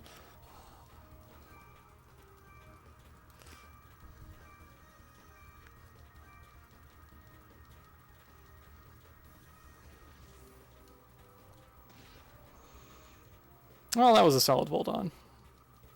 Nothing special, but a fine fight.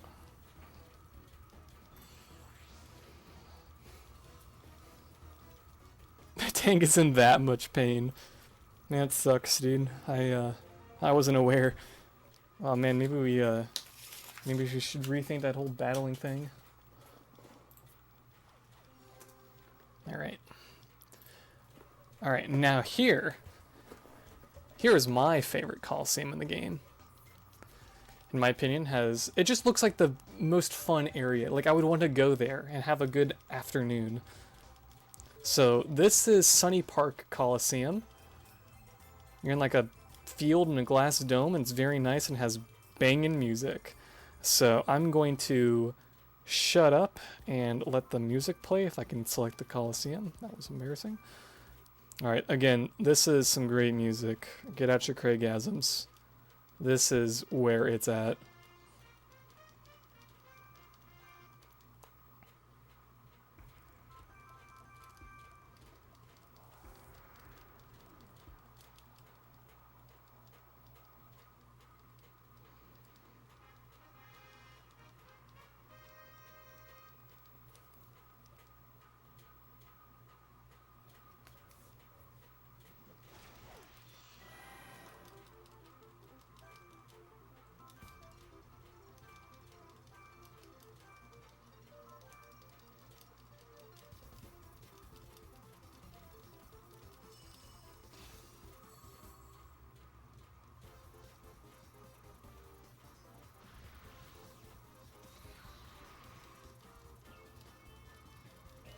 No static.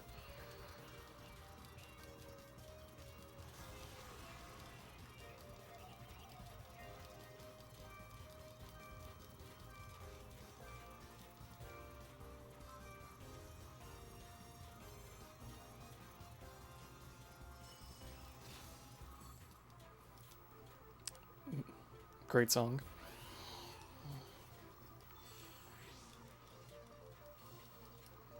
I'm not trying to hit this Flaffy with my Sneasel. I'm not trying to get staticked. So I'm having Golbat do it instead. The double flinch. For the fans. Okay, what gender are you? Female, that's nice. This definitely has some Genius Sonority vibes. Like, it definitely feels like it could kind of mesh in with Coliseum XD music, but still has a very vibrant PBR feel.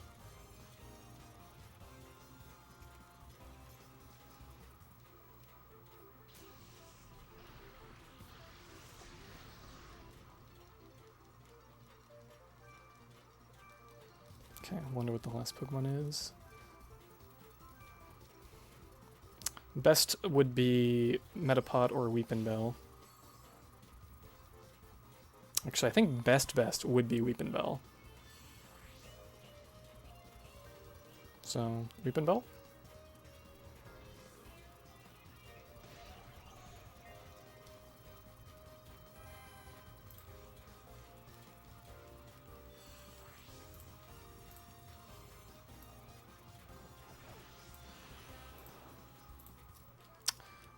It was Metapod.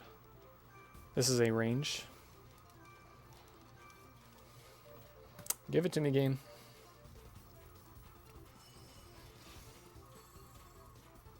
Ooh, wait, no, that's a range at plus attack, not at base. My bad. Hope I didn't get anybody's hopes up.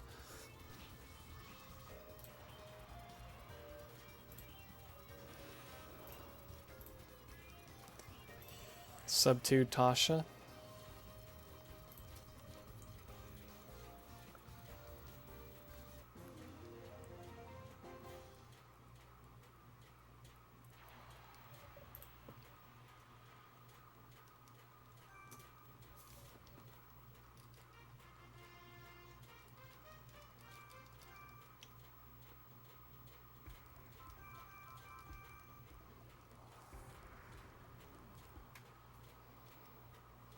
This Coliseum is one of the 3 I mentioned earlier that has no gimmick to it. You are just doing double battles. Now, if you want to say there's a gimmick, it's Wigglytuff, because God, this Coliseum has a ton of Wigglytuff, and I hate it.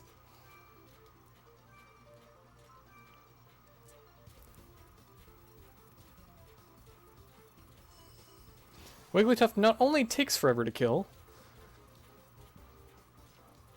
it also usually has one of the following moves. Flash, Water Pulse, which can confuse, Disable, or Thunder Wave, or Sing. Forgot about that one. Clutch Lumberry.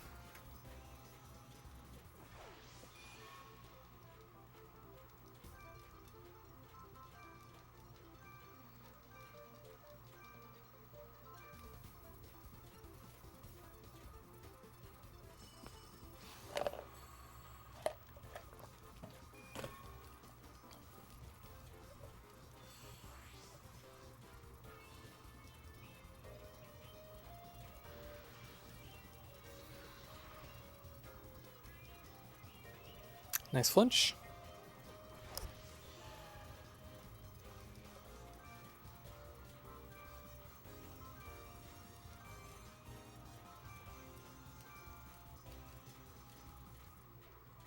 So after you beat each of the Coliseums once, they have higher difficulty settings that like unlock. When you beat the game, they also have new challenges for them. The challenge for this Coliseum is Little Cup. But that is basically post-game. Think of it that way.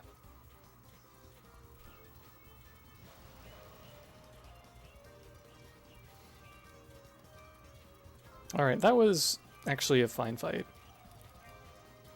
Got a good amount of flinches.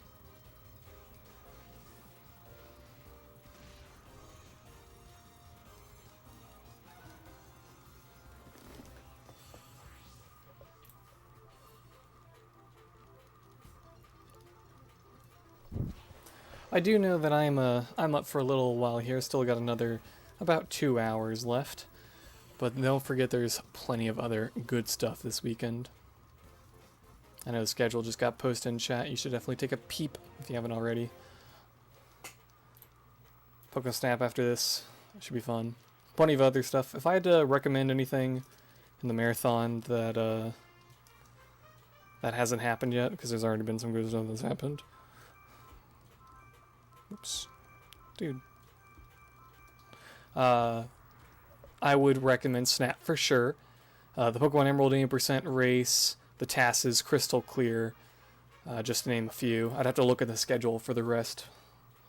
But those are the ones that I know. Oh, Red Plus Plus should be hype. Sword and Shield. Oh god, I'm just trying to think of runs off the top of my head. Please don't kill me if I don't mention your run. Alright, let me just open this thing up.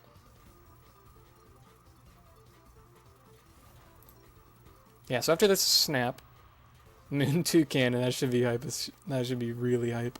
Let's Go Co-op Diploma. Oh, baby. That's a good one. Again, gotta recommend the Emerald 80% race. Elite Four Round 2. The Task Block. Crystal Clear, Red Plus Plus. Soul Silver Glitchless, JT, my boy JT. Know each other for quite a while. That's actually a pretty good disable because it disabled a Bite, not Ice Punch.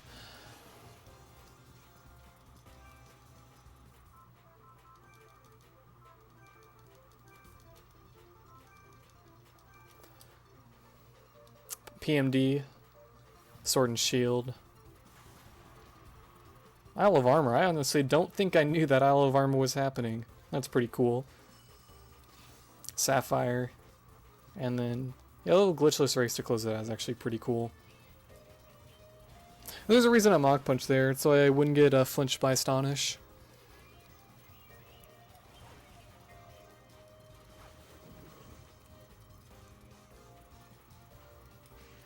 Crystal Clear is pretty good.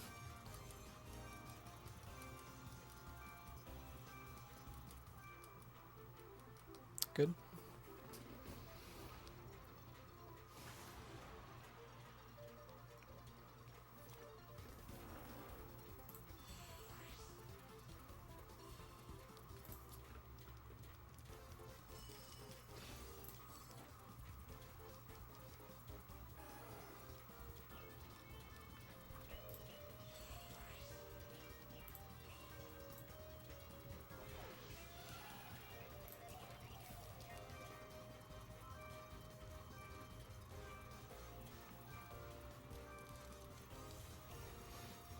I don't think I've actually seen a Sword and Shield speedrun yet. I know fake Pokemon speedrunner, I know, but I just don't think I've seen one yet, because usually when I watch Pokemon speedruns, it's in this marathon. Excuse me. Ugh, my throat just like died for a second. It's usually in this marathon, since obviously Sword and Shield hasn't been in a marathon before this. I haven't seen it, I don't think. Ugh, my throat just like exploded.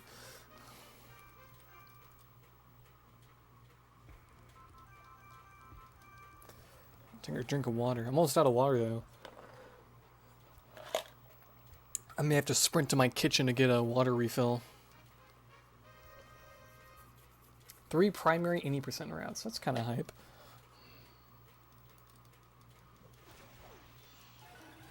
Ah, yes. Wigglytuff lead. Poison baby. Alright, I'm going to take off my Sword Shield were really good, IMHO, but let's not get started on that. I'm going to take off my headset and my earbuds, and I think I'm just like in between a turn. I'm going to like sprint to my kitchen, get some water, sprint back. Because there's a lot of downtime in between turns, so BRB.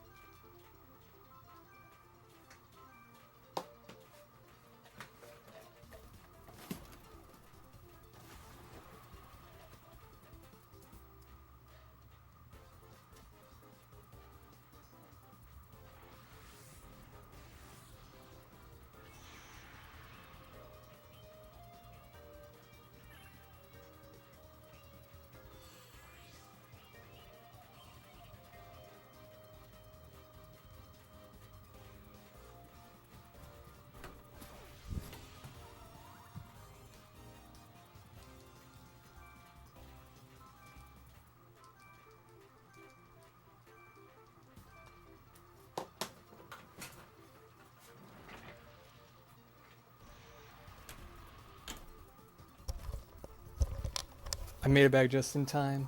I just got in the room as I saw the Pokeball being thrown out to send out the Wormadam. Just got. Does that kill?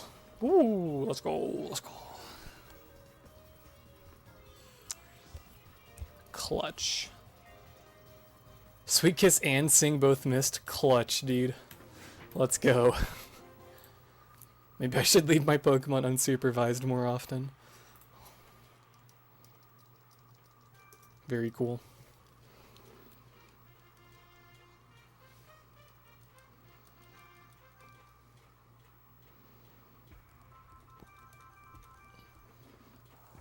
This is again one of those rare fights where Lumion is not out with Blossom. I mean, I have the Wii U gamepad, so I could just leave the console in my room, but I don't know if it'll like it if I'm still watching the Wii U gamepad. Don't know.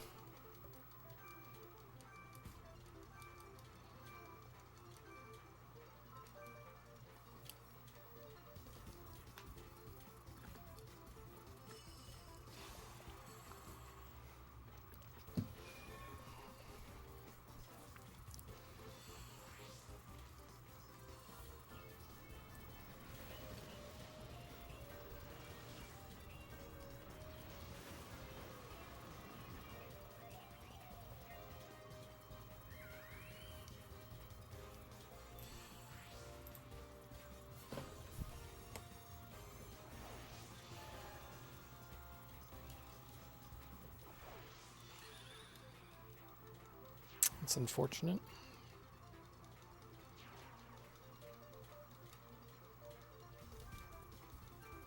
Hate to see that much choke, but it's better than Wigglytuff.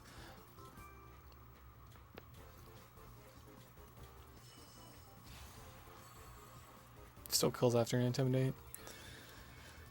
Staravia is also quite frail.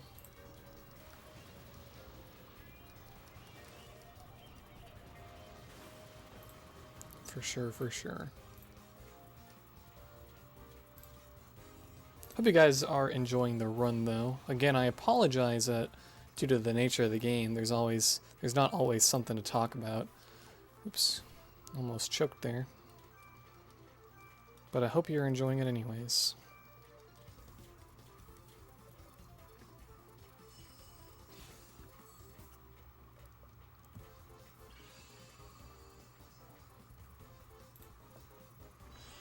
I don't think this kills, to be honest. Nope. Don't kill? Clutch? Oh, I think I killed. Oh, let's go! Let's go. See, that's what I mean by it's ambiguous, the health bar. I mentioned it a lot earlier in the run, but sometimes you just can't tell if something's dead. Let's go, Luminion.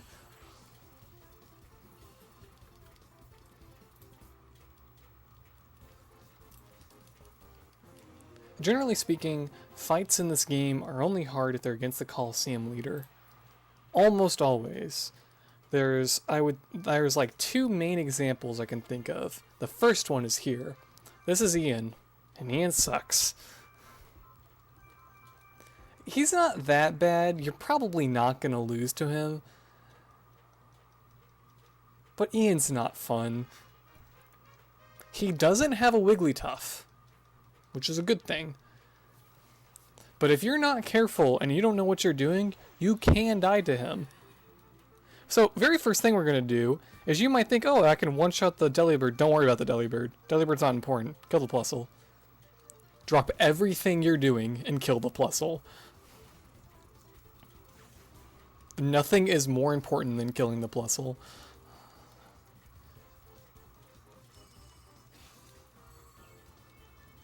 Nothing is more important. It lived! I'm retiring.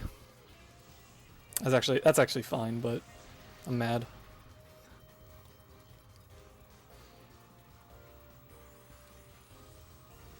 It didn't heal me.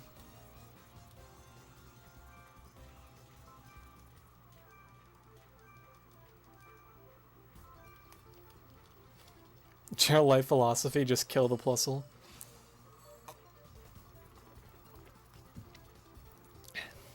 Remember to stay hydrated, gamers.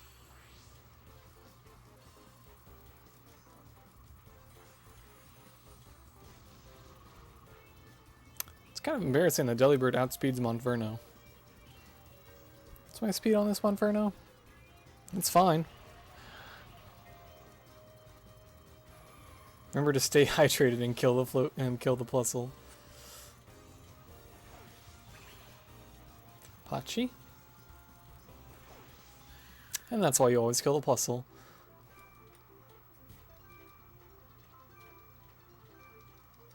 Because if he leads Plusle, 99 out of 100 times this guy has mine in as well. And if you kill the Delibird, things can go south really fast. It might put me... Oh no, wait, no, wrong one. I thought Monferno was the one at lowish health, not Sneasel.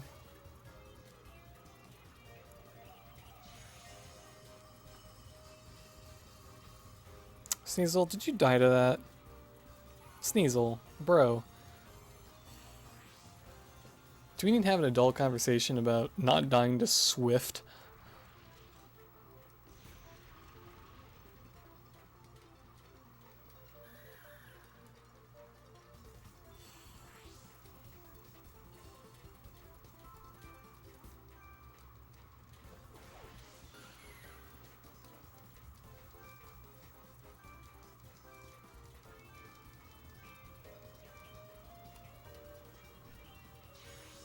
Okay, GG. Ian wasn't that bad. Was it good? No, but it wasn't that bad.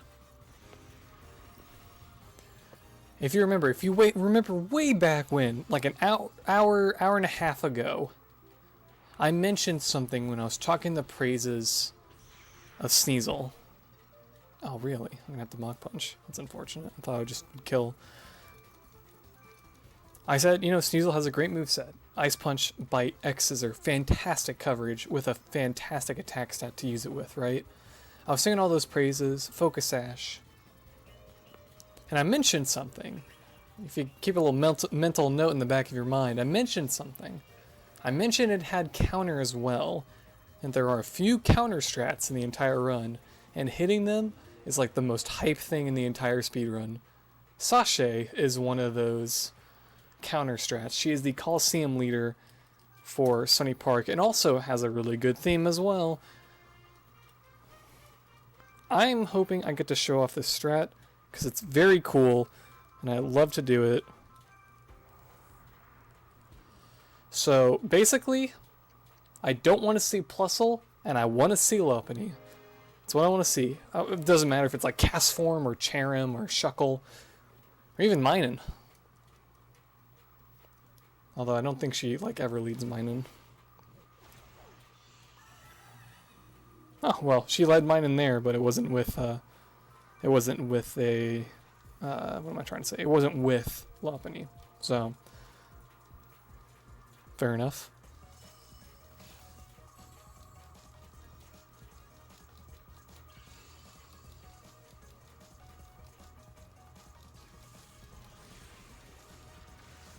Ouchies. Alright, no counter strat. Feels bad. F. F in the chat. There's still a couple other ones. It's not over yet.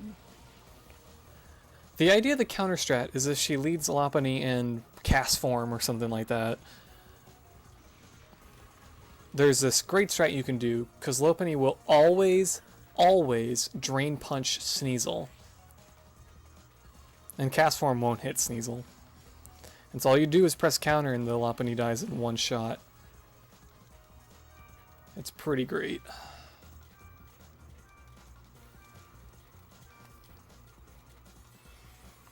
I should kill Sneasel.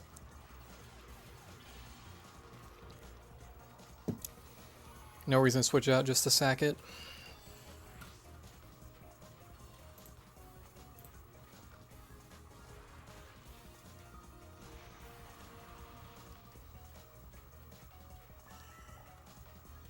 It's very good. I said this theme is quite good. It's probably, no, it is a top 5 theme. Debatably top 3.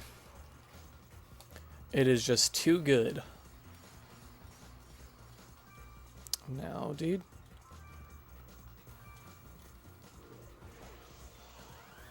There she is.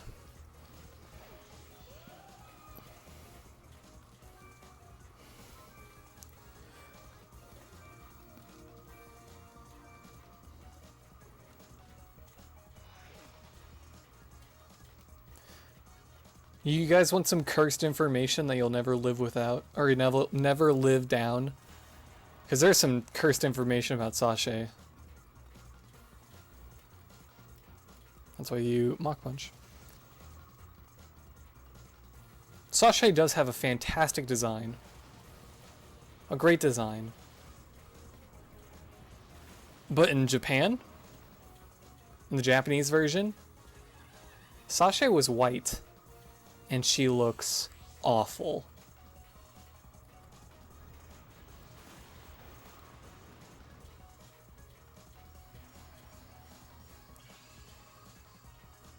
I'm sorry to burden you with such information. Yeah, but saying that her skin tone is different doesn't sell the whole picture. It's terrible. Look it up. Look it up. It's terrible. Just the worst. I don't know why they would do that. Or, you know, it makes you wonder, like, was it white and then the North American team looked at it and went, this is gross. Or if the design was already there and then they're like, that doesn't fit for Japan. It looks bad. It looks bad. Sashay's design is so good, and the Japanese version is just terrible. I'm sorry to bestow upon you guys with this accursed knowledge, but it must be said.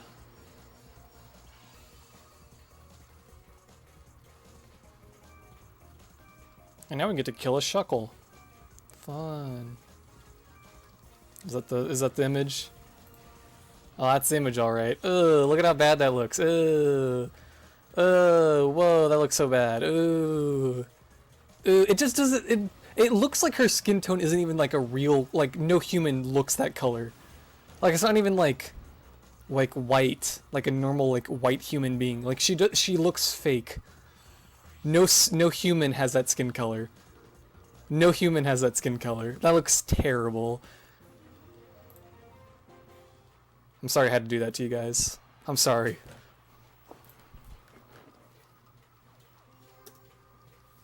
Cursed image for sure.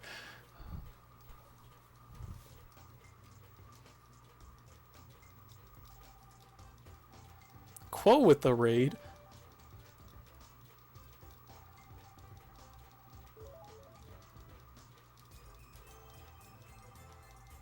Okay, so you know how we spent like the first hour, making our team just so good. We made our team so good, so strong that we've been plowing through all these fights. Yeah, we don't get to do that anymore. Not for this one. Welcome to Sunset Coliseum, the worst Coliseum in the game.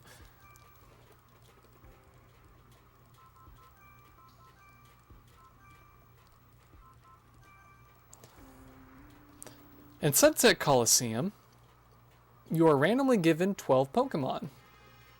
Pick 6 and go. Or excuse me, pick 4 and go, actually.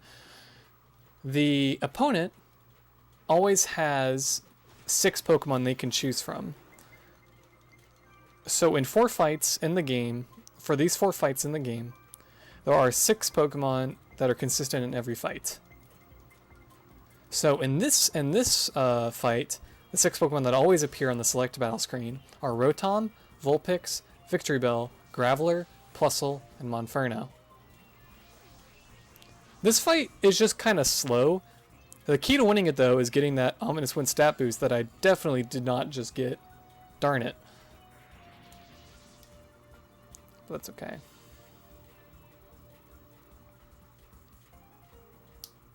And I missed. Lovely.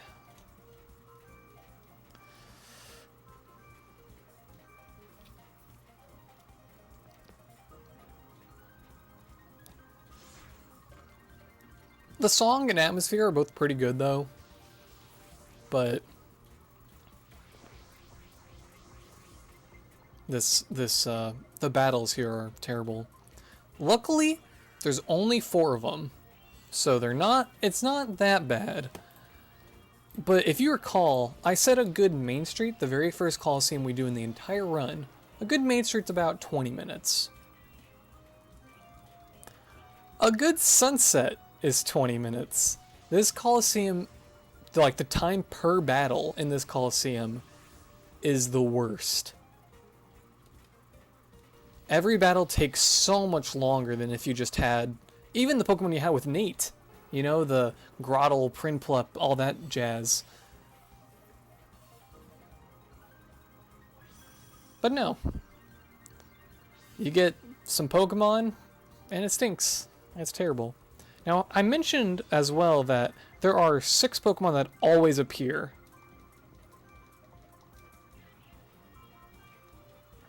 So, where do the other 6 Pokemon come from? There's a pool of, I think, 18 other Pokemon that just cycle in and out. So sometimes the best strat for a fight depends on whether or not it shows up. As you'll see on Fight 3 on Tamra, the fight is best if we get a Luxio or a Flaffy, but we are not guaranteed either, and the fight can go from 4 minutes if you get one of them to 8 minutes without a death. And it's just how it works. Why? I don't know, man. It just sucks. It just sucks. It's that simple. Don't think too hard about it. That special attack drop is actually really unfortunate.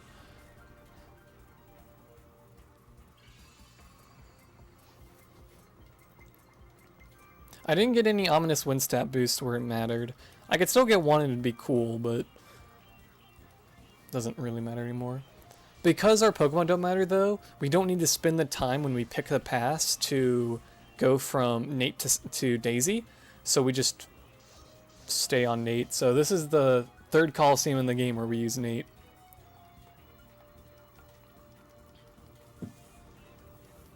Okay, that's fine. Oh yes, Pelipper. You know I said that this game makes you love and hate random Pokemon? This game makes you hate Pelipper. If you're not one of those guys that already hated Pelipper from Drizzle shenanigans in Gen 5 and on, this game makes you hate Pelipper.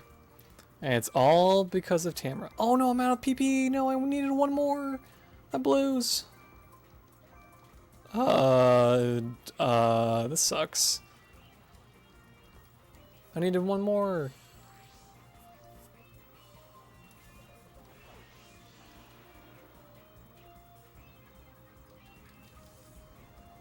Getting continues here is really important as well, especially since it's a marathon setting. I'm going to try my best to get as many continues as I can. I do have a backup save file, in case everything goes wrong in this Coliseum that's out of my control. I do have a backup save file after this Coliseum, so if I end up, like, you know, losing everything, I'm not going to spend the 25 minutes getting back to where I was. If I get to the final fight, that is, then that's it. You guys will, it'll be like, okay, I lost, but, you know, I was supposed to win, of course. Here, we'll just move on. Obviously, I hope that doesn't happen. Nice Rock Blast miss. I hate you. Okay, so I'm actually going to go back to Rotom here, because I really don't want Vulpix to die. Again, these fights are so fast, Smile. My best split here is 5 minutes and 16 seconds. My best split when I'm like doing some random fight in Sunny Park is typically around like 3 minutes.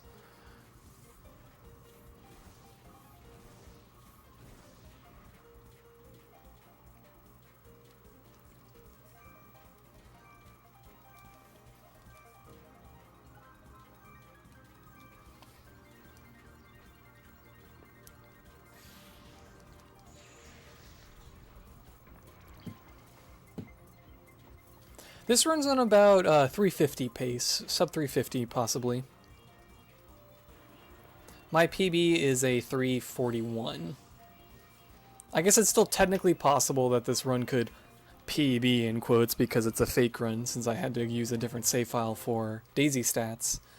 But this run is on good pace, I'd say. 340x pace is definitely nothing to sneeze at. Now this is the most thrilling fight in the game. What's everybody's favorite Pokemon move? Let me know. Let me know in the chat. What's everybody's favorite Pokemon move? Let me know. Just like, it can be anything. I don't care if it's a signature move or something in Gen 1. What's your favorite move?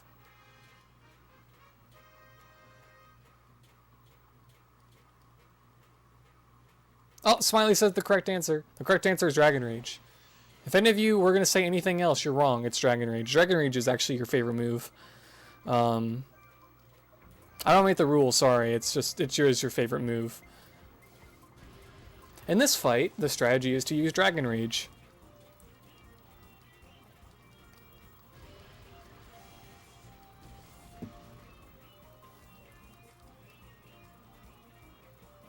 Well, no, that's good. I didn't want Torment. Taunt's fine.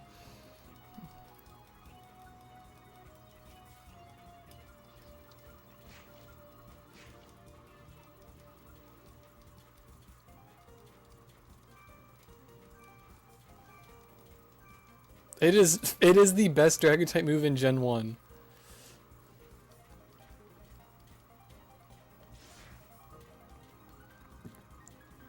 We've tried so many things here to make this fight not just press Dragon Rage, but every other strat here takes so much longer. You know how I said Tamara, my best Tamara is 5 minutes? All the other fights in this Coliseum are around 5 minutes too, except for this one, which is 4 minutes. Because it's actually like a decently fast strat in the grand scheme of Sunset. It's really unfortunate that it's just like that.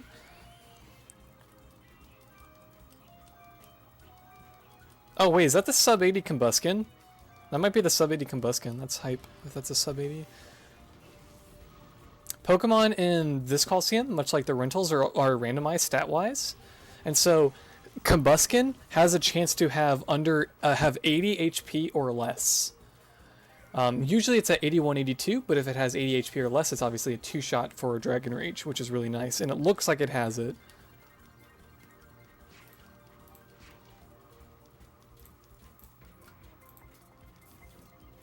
Which is really nice. Okay.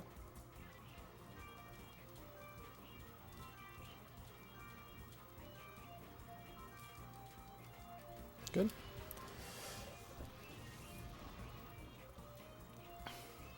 It's the 80. Let's go. This fight goes usually pretty well if the opponent doesn't lead Goodbite or Dragonair. Since my Dragonair is actually low in HP, and again, I want the perfect point, I'm actually going to take it out to put a Combuskin. Okay, you see there that the Combuskin has 79 HP, which I think is the lowest it can get.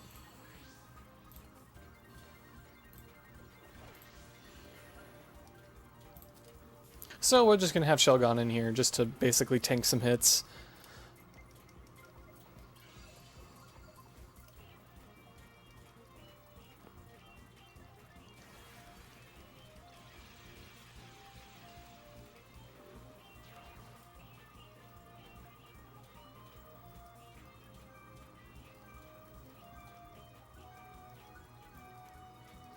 And that's a GG from me. That was actually a really good grace.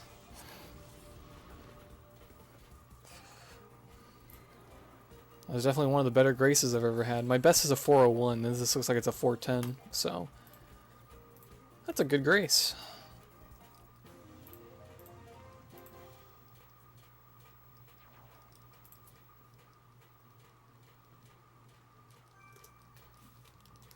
Alright, here we go, boys. Pray for an electric type. Electric type, please.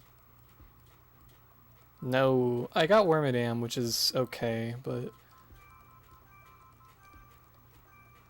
Wormadam...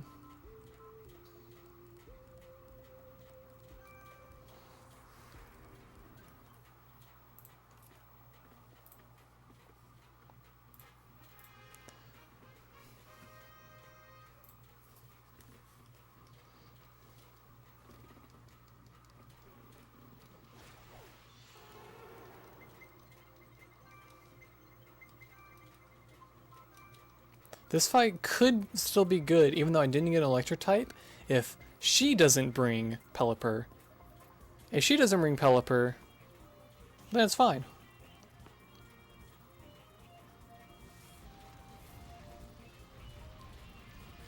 Because Pelipper is a tank and there's nothing good in this fight to kill it. So that's why I was like, man, I hope I really get an electric type.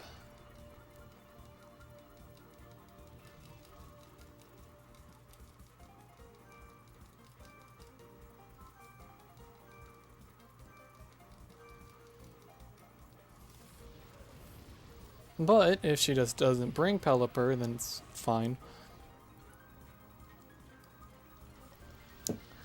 Really? You're gonna do that to me?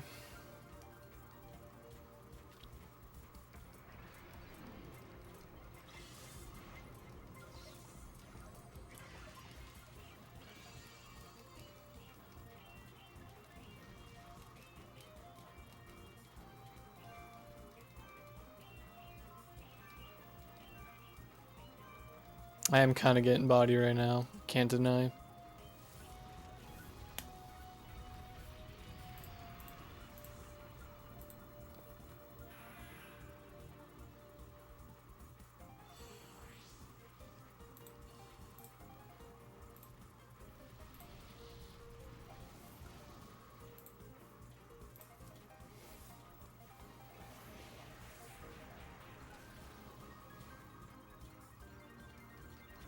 Nice.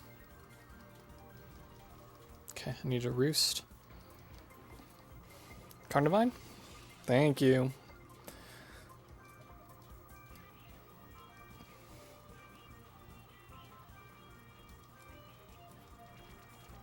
Please.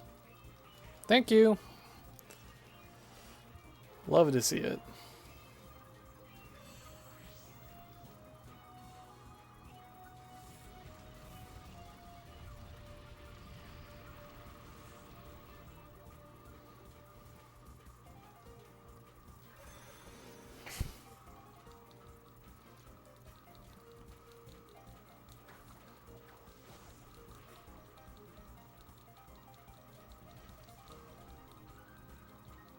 Combuskin, do it. You won't. You won't. Okay. No Pelipper. The run. No Pelipper. That's insane. That's so unlikely, actually. Almost always Tammer brings Pelipper. Okay. Good stuff.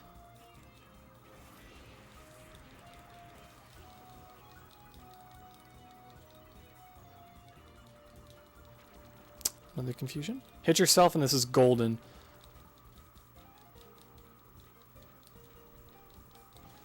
Let's go. Okay, that works too. GG's. Wow, good Tamra. All things considered, good Tamra. And I got another perfect point. That's 3 perfect points going into Dusty.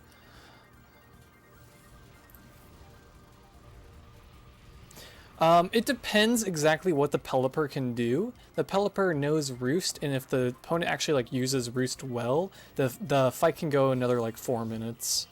But typically, I'd say Pelipper adds 2 minutes on it, which is obviously a ton of time, assuming you don't get an Electric type. If you get an Electric type in your selects, then it's like maybe a minute at most. Probably not even that. Probably like 30 to 45 seconds, I'd imagine. Do you guys like speed ties? Just a quick question. Do you guys like speed ties? If you don't, that's okay. Let me know. But just wondering.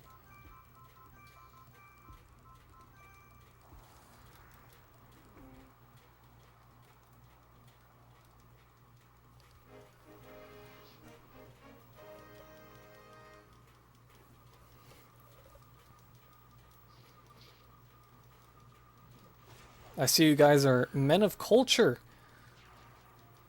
which is a fantastic thing to see because this fight is just a series of coin flips. It is some of the best things you'll ever watch. Speed ties are coin flips. So Dusty has 5 Pokemon worth of damn, if we're being honest, and then it also has Riolu. Riolu isn't that needed. Ooh, wait. Oh, wait. This actually can be kind of bad. But essentially, we just pick 4 of the 5 Pokemon that are... Excuse me? Since when does Luxio do that? That is... new to me. Obligatory, that's never happened before. But Luxio always goes for Ice Fang on Gabite. That's why we switch it out there if Luxio leads.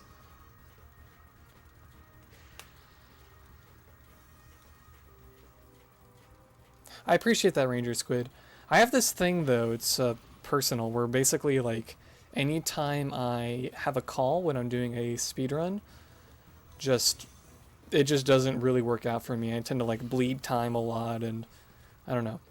I really do appreciate it. That's actually quite kind of you to ask, but I'm running solo on this. That should kill. Oh no, it's learning. Oh no.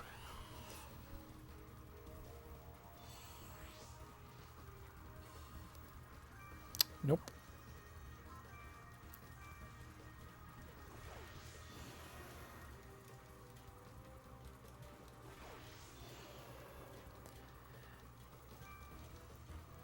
This is kind of off topic for sure, but tangentially related. Whenever I drive late at night, even if it's after like a long day, been hanging out with some friends or what have you, and I'm getting in the car and I might be tired. And you know, driving while tired is one of the most dangerous things you can do. But I never get tired when I drive. Like when I get in the car and drive, I like immediately wake up. And just in case, there are a few times where I've been, oh man, I actually am really tired. I just blast the radio. Even if it's not something I'm necessarily a super big fan of, a song I don't necessarily care for, I blast the radio because it's basically what you're doing right now. It's just something to keep your mind on. Riolo here is actually really nice to see, Pocket. So, that is always what I do. So, it just kind of reminded me of that, Ranger Squid.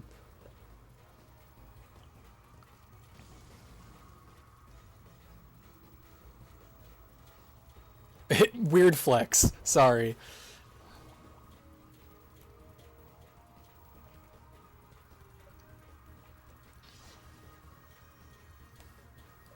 I actually do think I'm very lucky. I never take it for granted. Now I feel like I need to talk in here. I'll only say one thing though, and then leave.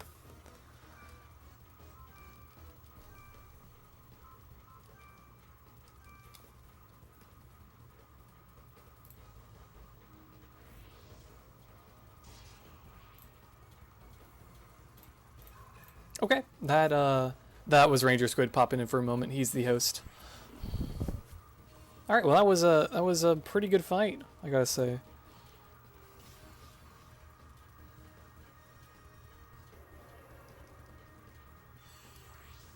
That was actually a pretty good sunset.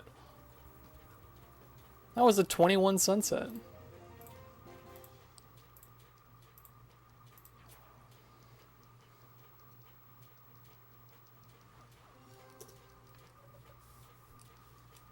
So, just a quick refresher, everyone.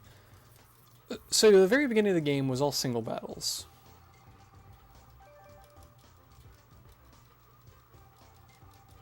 And then we got to Gateway, we got the Daisy Pass, and it's just been double battles since. Well, I think the developers were like, oh yeah, single battles exist. Anyway, so this Coliseum's all single battles again, and it's very lame.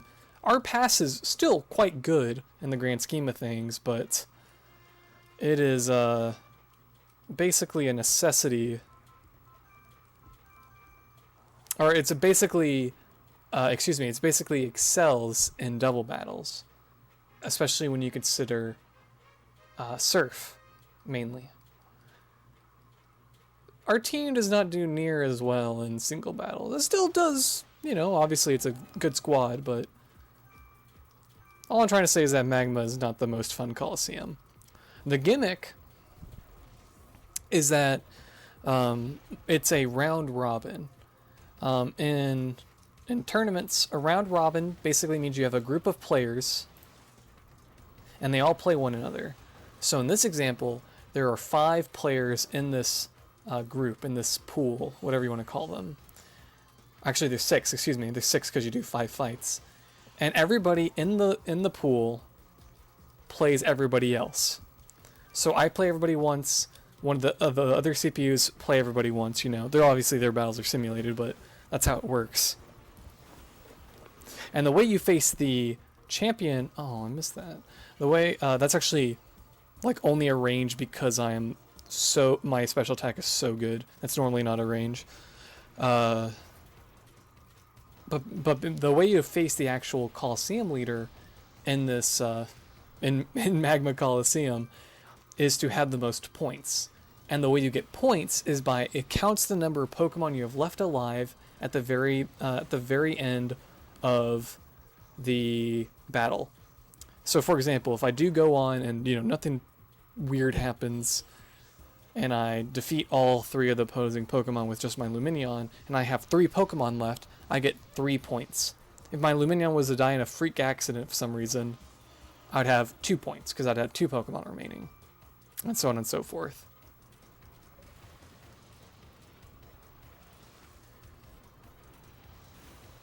So the goal of this Coliseum is to get the most points, yes, but you're also hoping that everybody else around you, everybody else in the group, does poorly.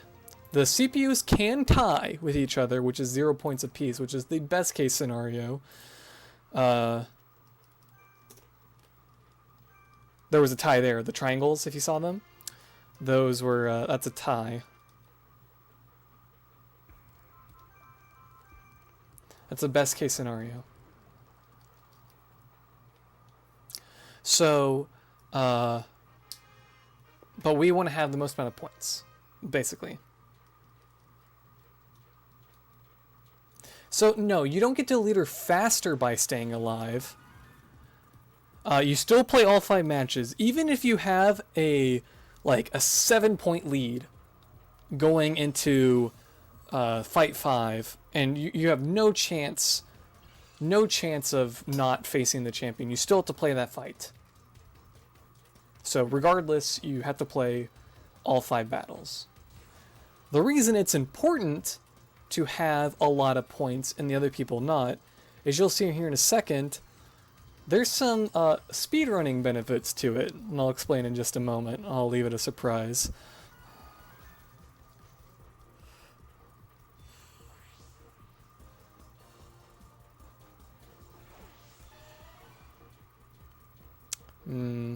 Not a big fan of Venomoth here. Crit would be fantastic. No dice. And that's gonna kill. It's rather unfortunate. Venomoth is like the only one you don't want to see there.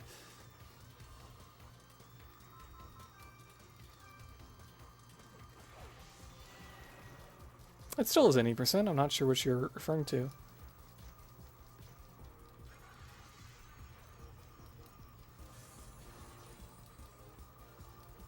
Yeah, that Pokemon right there is like the only scenario where you can lose a point realistically in the strats that we use.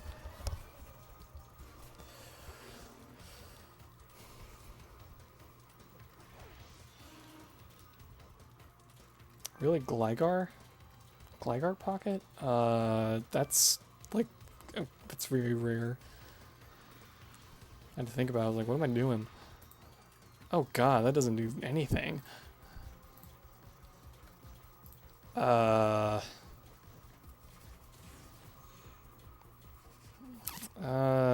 guess I just surf it. Usually, if Krista has Venomoth, Venomoth is the pocket, is the third Pokemon.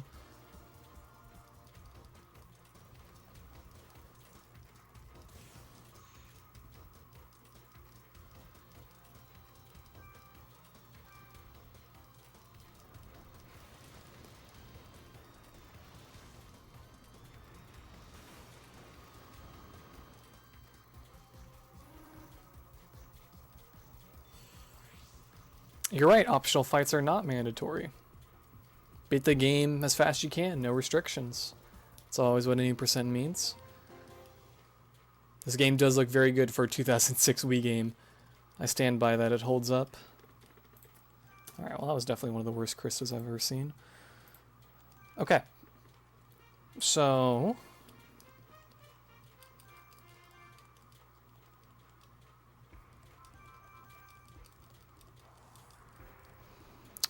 this is, Robert.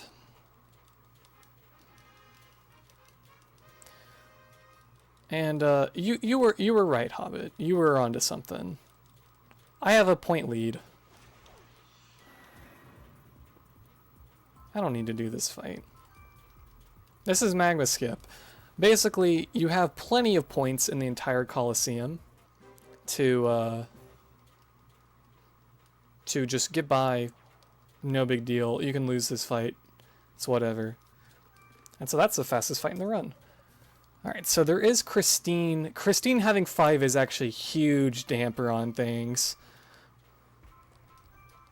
It's not the worst thing, but Christine having 5 points is very sad. Thank you for the good luck. Is the timer paused on your end at all? I'm sorry, are you talking to me? Yeah, is the timer paused on your end at all? Sorry, say it one more time. Is the timer paused on your end at all? I mean, I have my own timer running, but Okay. For some reason. yeah, I guess the timer on stream is paused. Yeah, I'm noticing that. I'm gonna try to figure it out. Sorry about that, guys.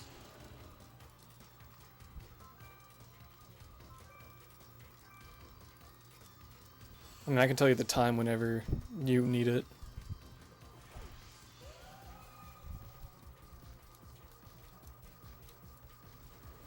I figured it out. Never mind. Okay. Alright, we're rolling.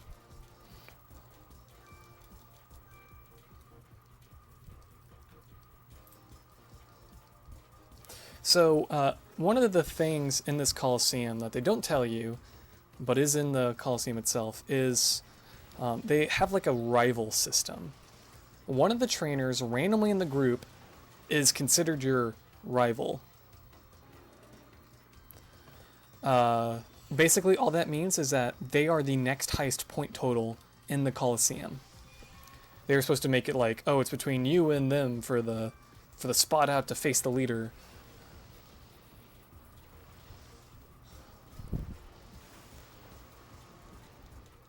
And the worst two to get are Robert and Christine. And Christine is my rival, which is rather unfortunate. It's not worst case scenario, but let's see what happens after. Nice crit. Let's see what happens after this battle. Let's see what the damage is.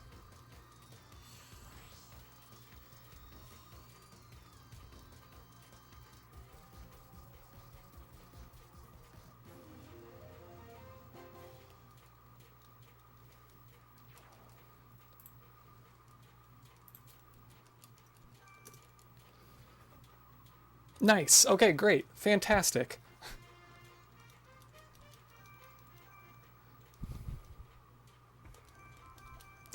If you guys remember, back to the very, very beginning of the run, Rubber Ducky Assassin, who just did the Pokemon Rumble run, if you guys saw it, well, I say just, it's been like 3 hours ago now. He did that. He does run PBR nowadays, however, before he even ran the game, he found a skip. And that was this one. So early on when we knew Magma Skip was a thing, where we skip the Robert fight, because Robert has a very balanced team, it's just a pain to beat, really. RDA came into my chat and he was like, hey, well, doesn't that mean if you had enough points, you could just skip another fight too? And collectively, the entire PBR speedrunning community went, oh, I guess you're right. So, that's called RDA skip. Not because we're skipping RDA, but because RDA found it. And it's completely RNG if you get it or not. But if you do get it, it saves like 3 minutes or something. And there's also partial RDA skips. So if Christine is your rival and you don't have a 3-point lead going into it, but you have a 2-point lead, say you have 9 points and Christine has 7, well, then you can start the battle, take out one of her Pokemon, and then give in anyways. You'll be at 9, and then she'll win, but she only has 2 Pokemon left. So then she gets 9, you still go. Luckily, in this game, so lucky actually, because this is like the only game I've ever seen in my entire life that does this. Because typically in a video game, if you have an objective to complete and you tie with like one of the CPUs, you lose. It's like almost always how it works. Not in this game. If you tie with one of the other players in the round robin, you get to fight the Coliseum leader like it's no big deal, which is very nice.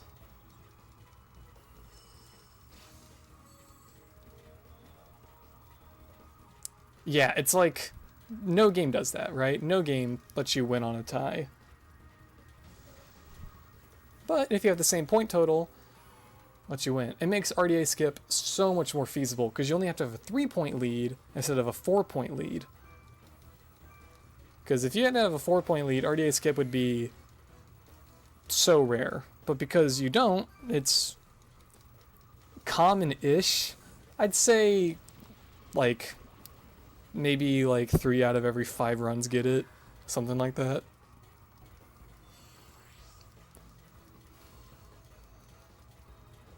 Print flip.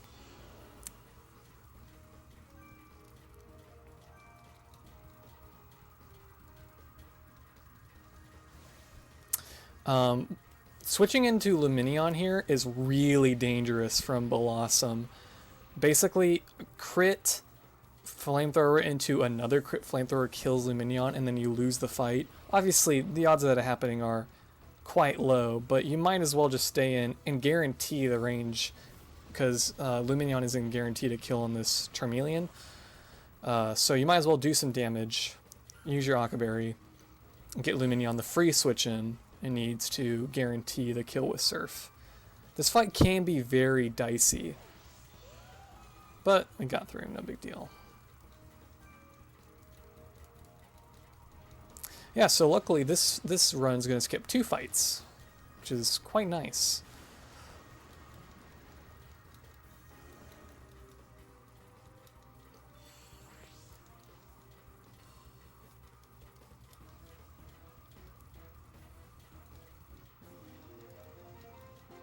You don't want to switch into Blossom.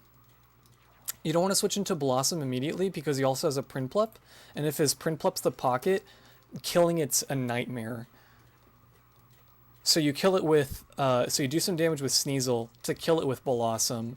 That way, if the last Pokemon is Blossom, is Prinplup, you already have Blossom out.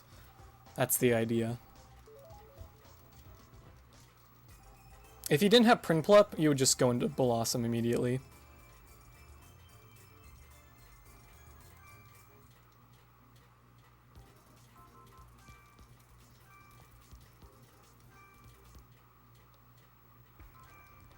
Alright, so back to double battles. Hooray! I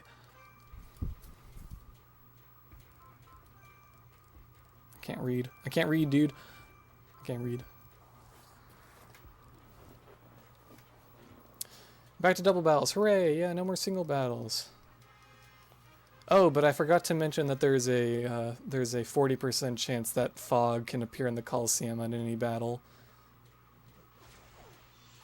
I'm sure that won't matter.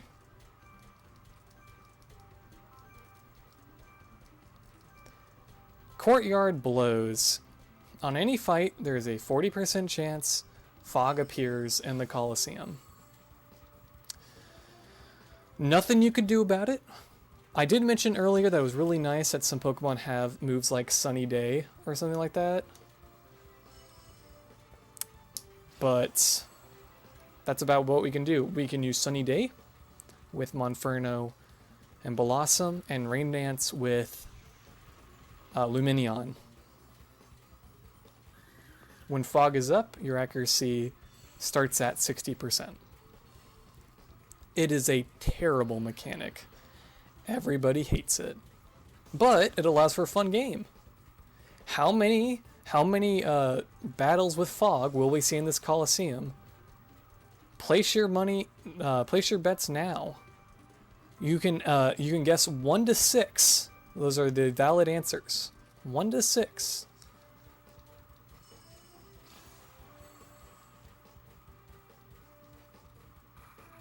There's 7 battles total, but we didn't see fog on the first fight, so there can only be a maximum of 6 remaining. Ranger Squid, if it's 6, I think I'm just gonna have to leave call immediately if it's 6.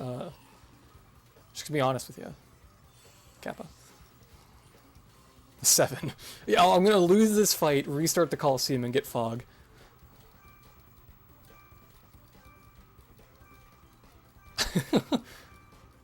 Yeah, you can do the rest of the run right here, right? You have a courtyard save file and know exactly what to do, right? You'll be fine. You'll be fine. 2 is a very reasonable guess. There have been a few instances of fogless courtyard. I've gotten it twice, I think, and I think every runner's gotten it at least once fogless. Maybe not. Maybe I'm mistaken, but I'm pretty sure everybody's gotten at least one fogless. Ooh, that was a blue split. Nice. A gold, essentially.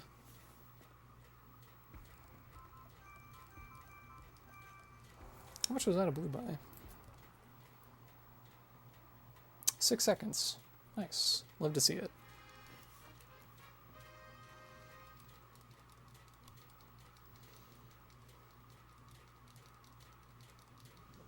I'm gonna guess 3 for the record.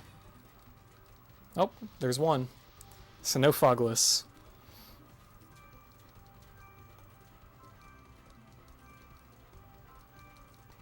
Hope this fire punch hits.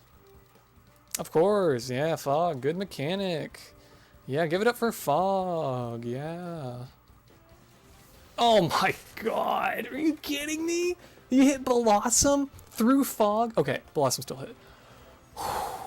I was like, dude, if you made Blossom flinch...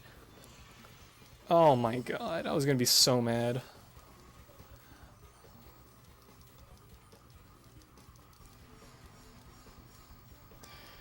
It's unfortunate though because we have to spend the turn both to use Sunny Day and because it you know, has the like cutscene at the end of the turn, as you just saw. The sunlight's harsh in the Coliseum or whatever it says. Gotta sneeze. Oh my goodness. Hopefully I didn't just destroy everybody's eardrums.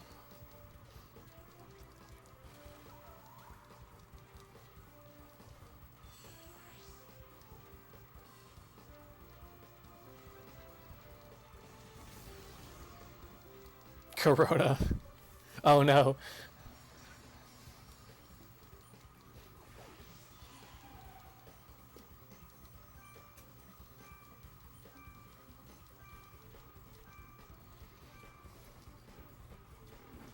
I haven't mentioned it, but there is a strat I've been doing throughout the run. Whenever you start a turn, the first Pokemon will use the first Pokemon. Or excuse me, at the beginning of the turn, the in a double battle, the move will always target the topmost Pokemon. So in that case, it was Mawile. By now I messed up. I thought I was gonna kill, but by having both Pokemon target it, if the first Pokemon that touches it kills it, the other Pokemon's move will automatically be redirected to the next Pokemon. Basically, it's a fancy way of saying it saves an input. Oh hey, look, it's a Matang. You guys ready for more lag?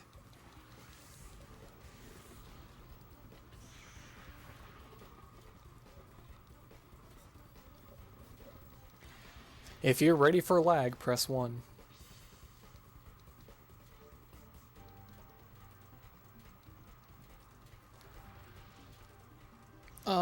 Ooh, nice crit.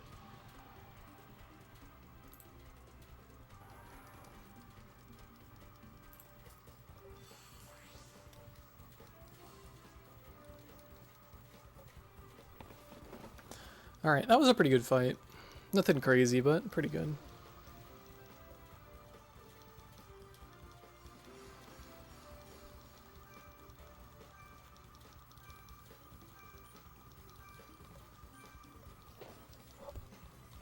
No, so for some reason, are you kidding me?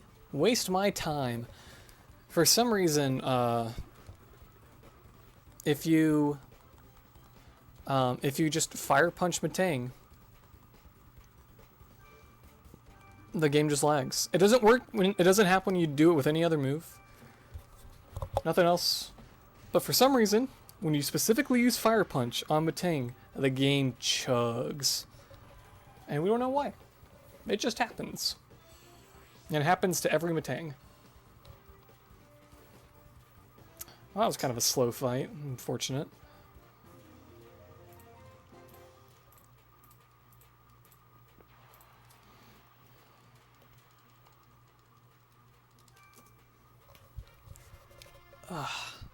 Oh no, when my earbuds dropped. Can't read.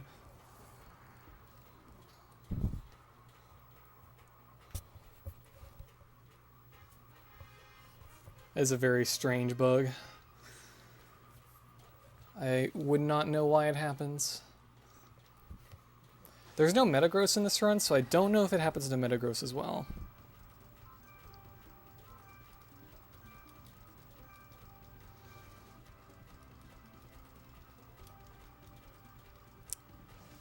No, dude, you're supposed to hit Sneasel.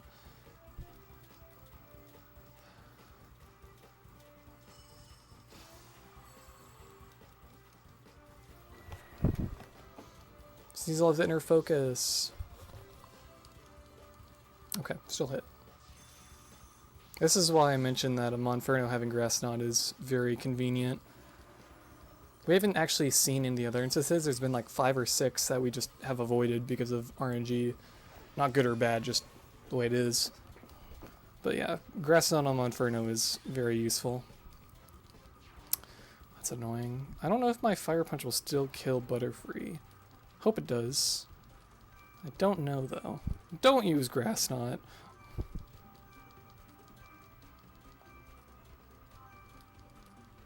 Grass Knot goated, honestly. Wow, you lived? Staryu has never lived that.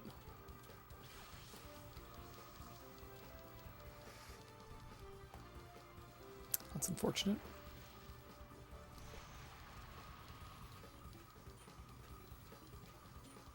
Don't hit Sneasel. Thank you. Alright, I'm gonna Mach Punch the Staravia. Just so nothing weird happens and Monferno dies randomly. I'll make sure it's just dead, because it's fast. Just kill it. Well, we're nearing the end of this run. There is one more Coliseum after this, the last Coliseum in the game. And we're halfway through this one, so we are making time. This is actually pretty good pace. This is like 340x pace, which would be very good for a marathon run. But there's still plenty of things that can happen, so it's not like it's all over yet. The hardest fight is coming up.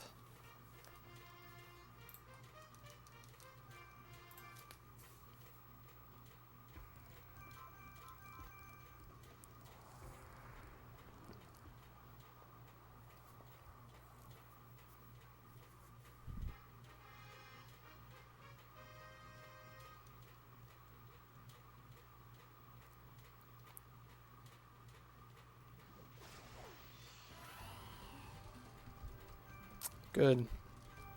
And it's a female Seadra. Let's go.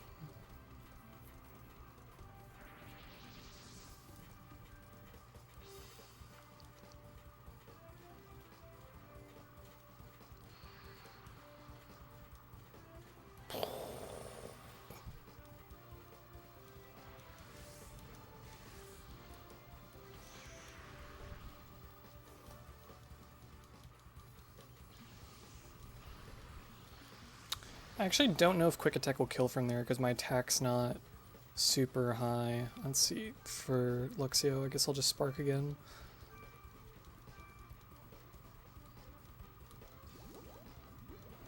Ouchie.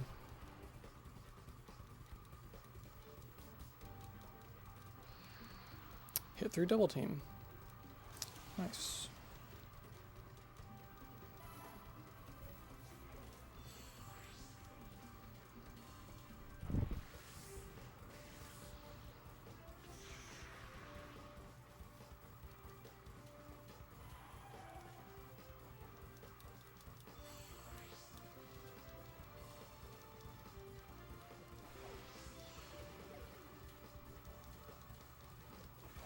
B-barrel. Wartortle? Really? Oh, and Wartortle's male, so I have to hit B-barrel. Oh, don't do that! No! B-barrel!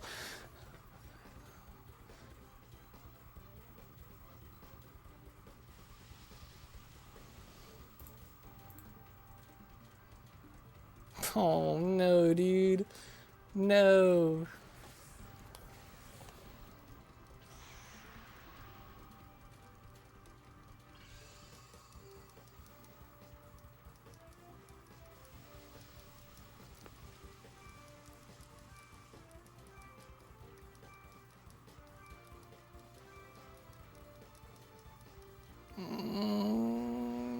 Please don't. Please don't. Okay.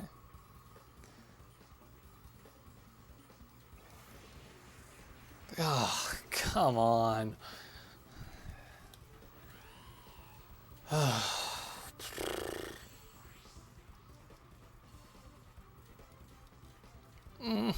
Yeah, good turn. Good turn. Yo, it's Vohio in the chat. That's a Vohio from me, dog.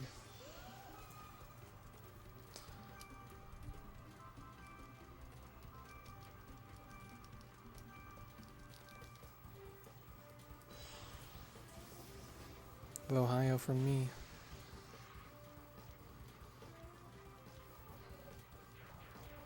Yeah, substitute, yeah. I hate this B-roll. Tail Whip. I don't think I've ever even seen it use Tail Whip.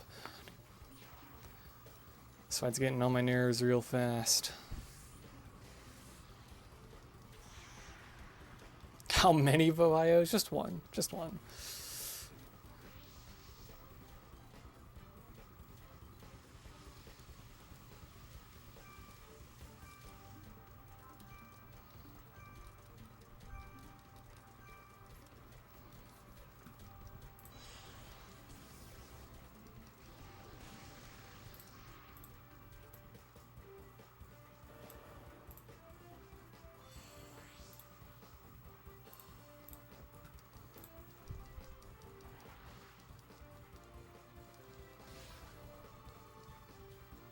That's why B-barrel sucks too. If you get crit, you die. Oh, I hate this B-barrel. Please kill. Blossom once again proving it's just the best. That was really annoying, but whatever, got through, I guess. It was a long fight. It's 5 minutes. No, that was, oh my goodness. That was something. That was something. Alright, Benny.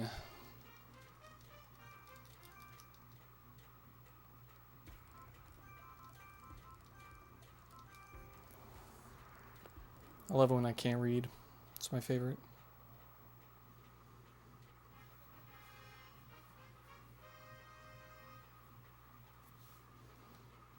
The line Pitt says in Kid Icarus.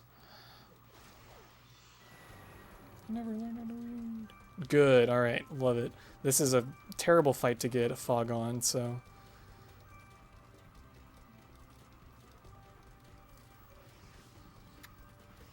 It's pretty fun to run.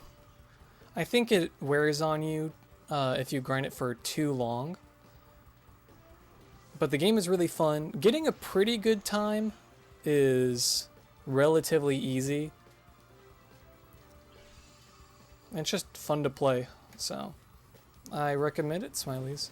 The only thing I do have to warn everybody about is that, you know, the length and the relatively slow pace of the run overall can drain on you really fast. Nice crit.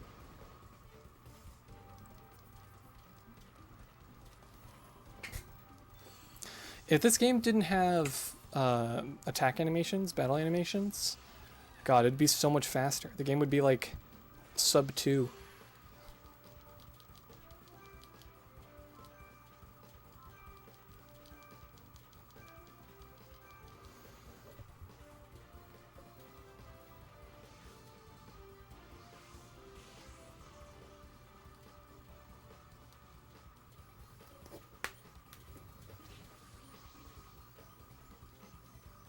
Golbat might die here.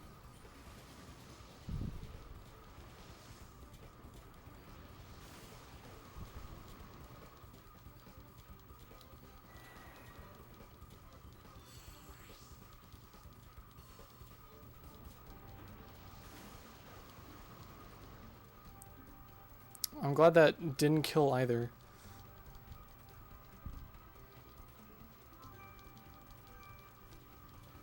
I'm here to press one. Yeah, dude, get some love for lag in the chat. Yeah. I forgot where Protect was. I'm not gonna lie. Rare use of Protect.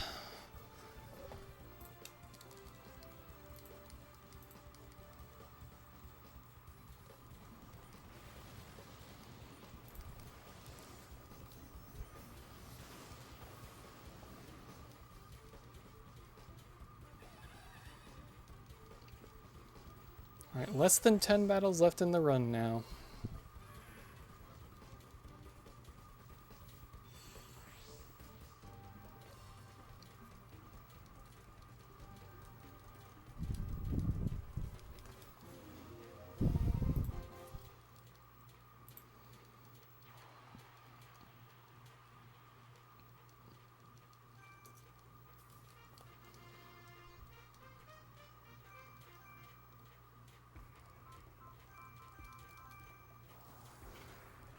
The return of Wigglytuff. You thought it was over? Wigglytuff never leaves. Wigglytuff is always there.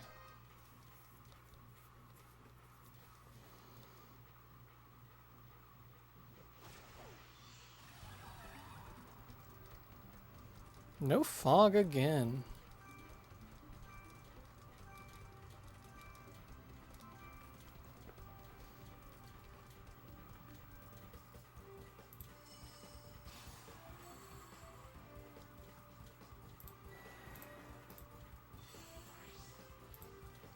This run has about 30-ish minutes left, I'd say. I know we were running a little bit behind. Hopefully I can near single-handedly put the marathon back on schedule. I know RDA came in 10 minutes under estimate. Very clutch of him, but gotta put the team on my back.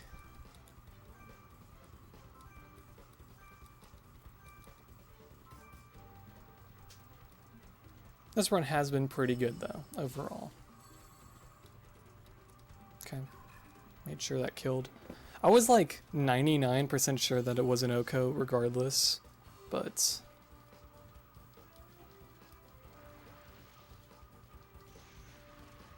Oh! That's definitely a blue. I've never had a Jackie that good. Oh yeah, that's a big blue. A 2-turn Jackie? Holy cow. It's a 15-second blue. If I go over estimate, I'm banned for the 4th time this run. Whoo, 15-second blue.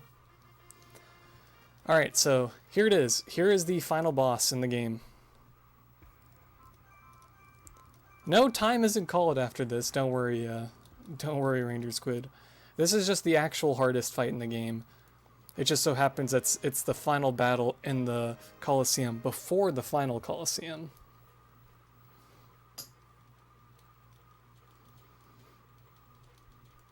This is Kruger. He has a very strange theme. And of course there's fog.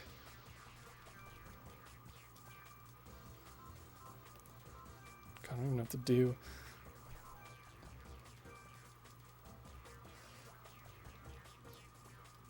Comparatively, the last Caldo is way easier than this fight.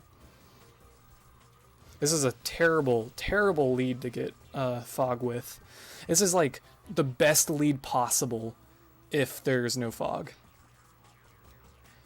So far, Smiley, there's a chance I can lose this fight, so I wouldn't go popping bottles yet. But so far, Smiley's, your guess is right.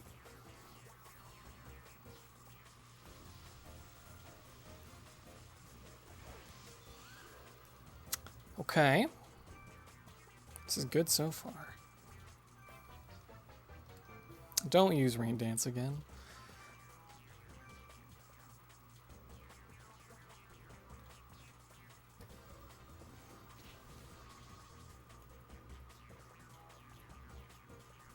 Good.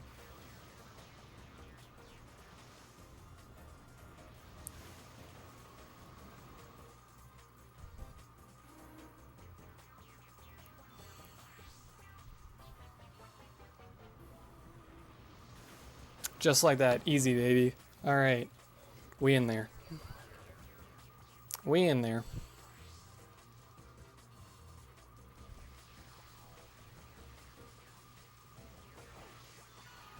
Oh my goodness.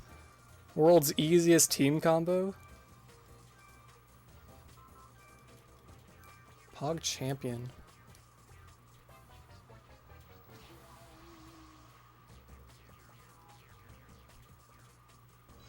Wow, that was a fantastic Kruger. Not the best ever, but because of the lead and having to rain dance and all that jazz, but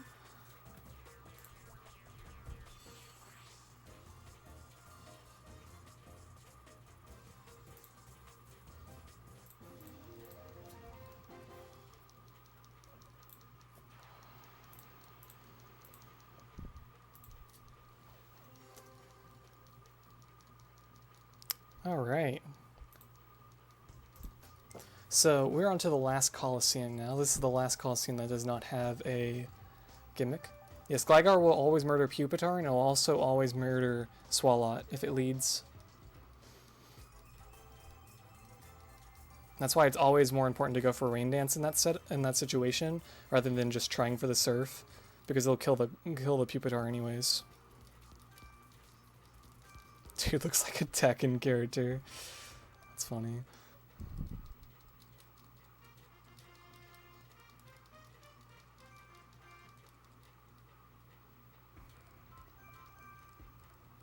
Dude, I can't read. Okay. I think it's just getting late. I think I just can't read because it's late. But yeah, I guess there's no gimmick in this Coliseum, but I guess if you want to say there's a gimmick, is that there's all Coliseum leaders in this. And thus they all have smart AI.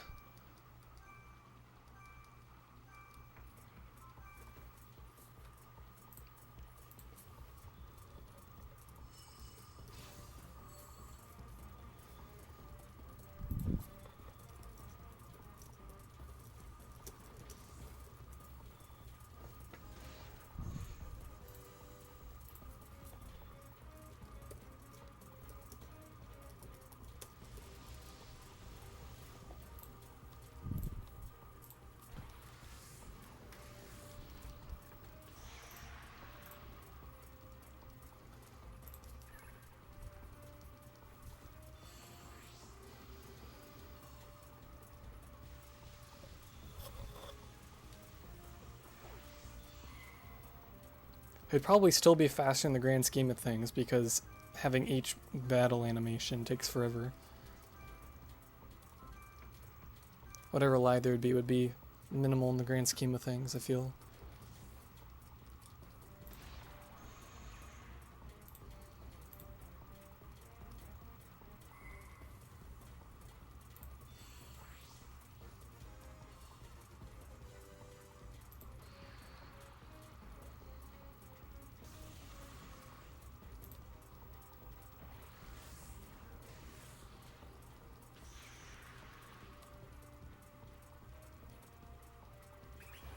Alright, Taylor was kind.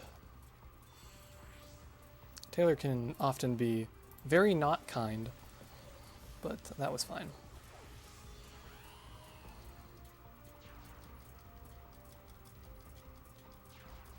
The trainers are, yes. The order in which their Pokemon come out or not.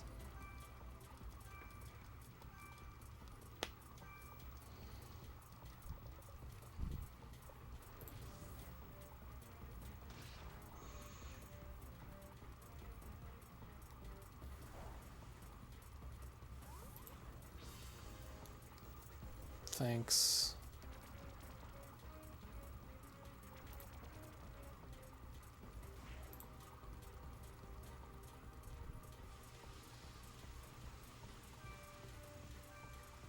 Very cool. Waste my time, Taylor.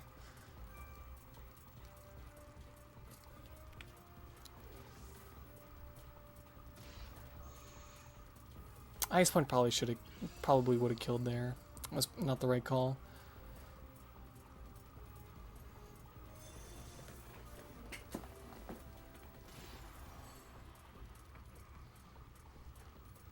I'm throwing again, dude. Throwing again. Literally doesn't matter.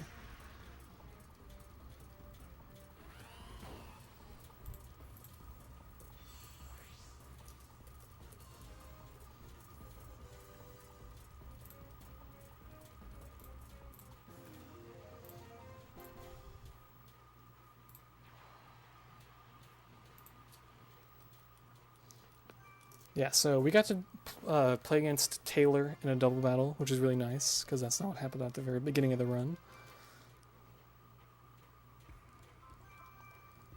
My goodness, I can't read. Again, my excuse is that it's late.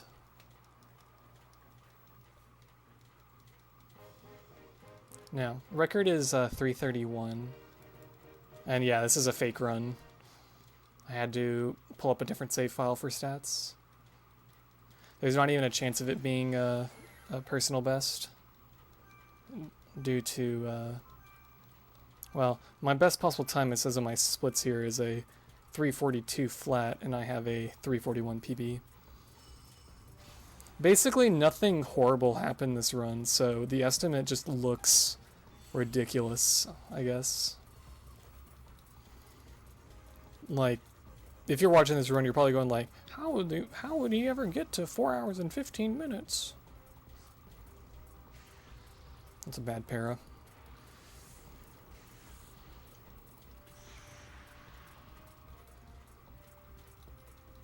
Got it though.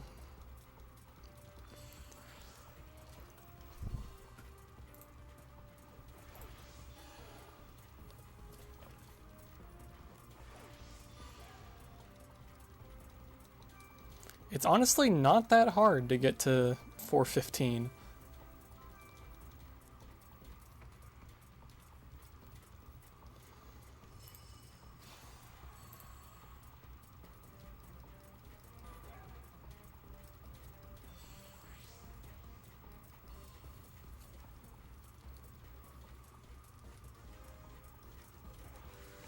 Dude, I'm too busy schmoovin'.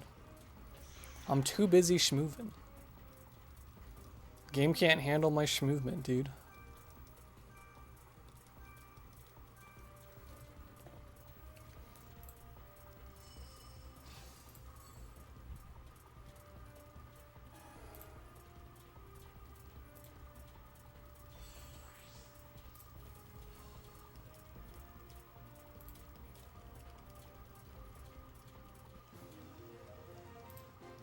Dude, schmoovin' is a fantastic word.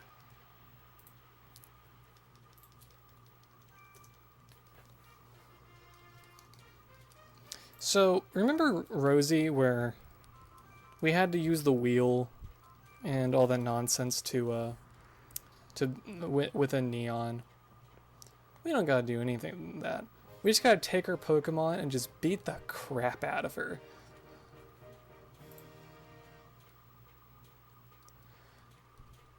I do have some terrible news. So, there's 7 previous Coliseums before this, and I guess they just couldn't be bothered to put or make this Coliseum 8 battles. So our best girl Sashay isn't in this Coliseum. Sashay is the only Coliseum leader, besides Joe, because he's not actually like a real Coliseum leader. He like plays the optional Coliseum that that you don't get a refight with. So pour one out for Rosie, guys, or excuse me, pour one out for Sashay, guys. Really unfortunate.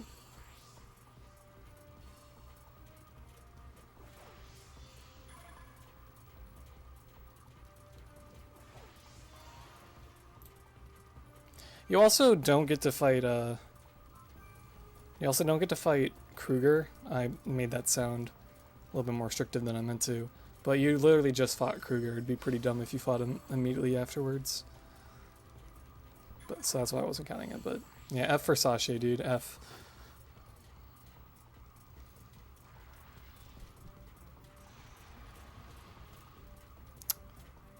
Really good, Rosie. It actually might be a blue. Maybe a blue? Maybe? Maybe? Maybe? Maybe?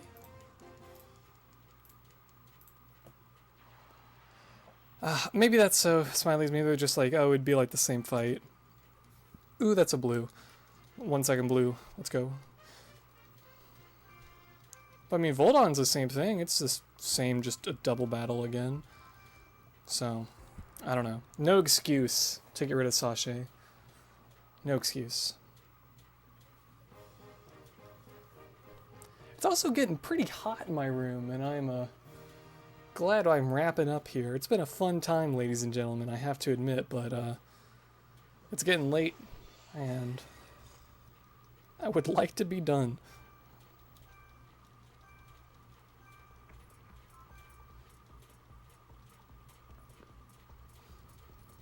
Only 4 more fights, including this one left, so we're making great time. This is definitely a 340 something, which I think is marathon record. So,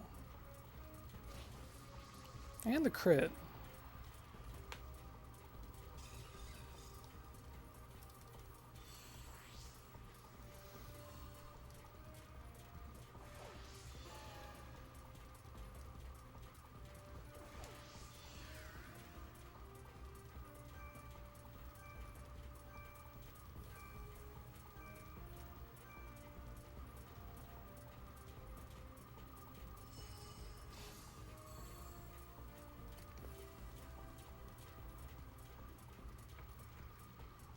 Any final questions, comments, concerns before we wrap up this run here?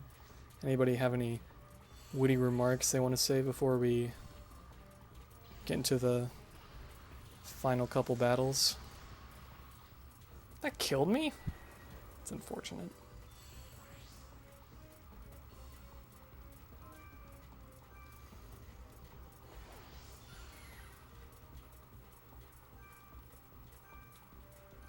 I agree. Vohio. I agree.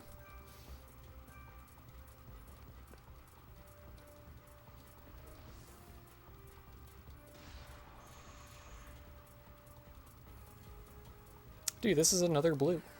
Let's go. Best Stargazer of all time.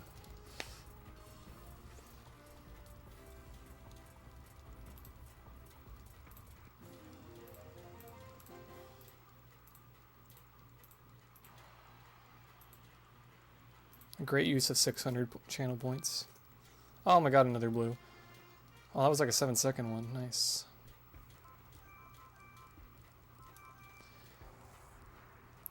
And you know how Terrell was like kind of dicey because it was single battles? Oh, it's a double battle, so we just get to destroy him.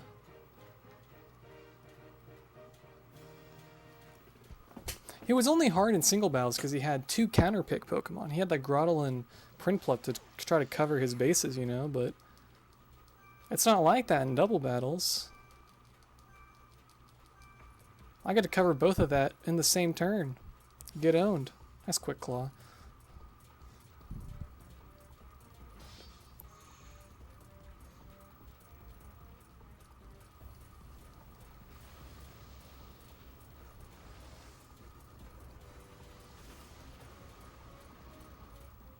Got one.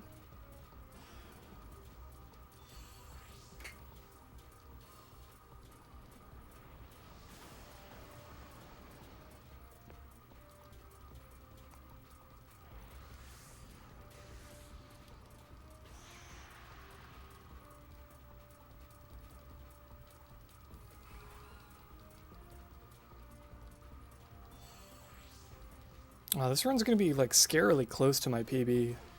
Like it can't PB, like it physically cannot, but it's trying.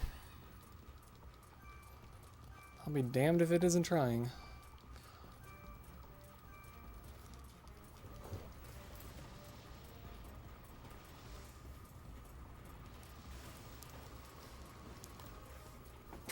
I mean, I guess if this actually PBs, I'll keep the splits, but I won't submit it. Yet I'd have to have another 7 seconds of blue, and also every fight would have to be perfect.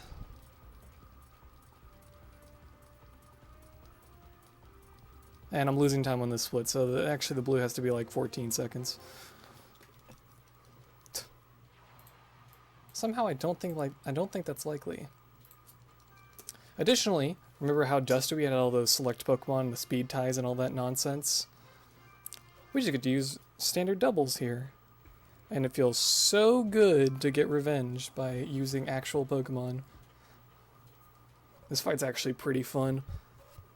It could be kind of sketchy, I'm not gonna lie, but this fight's really fun. Revenge is a dish best served cold.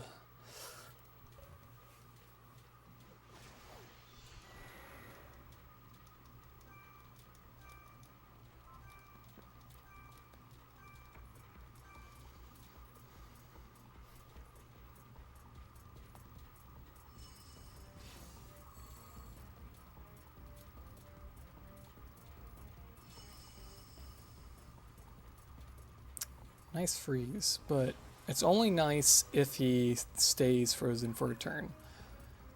No turn 1 thaw. Okay, now it's hype. We've been using Ice Punch this whole run. It's kind of amazing we hadn't gotten one yet.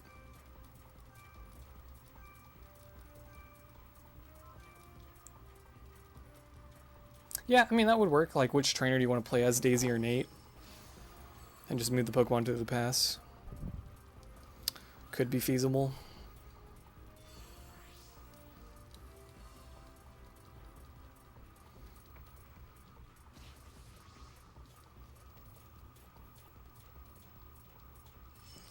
I feel like with freeze, if you don't thaw out in the first turn, you like never thaw out.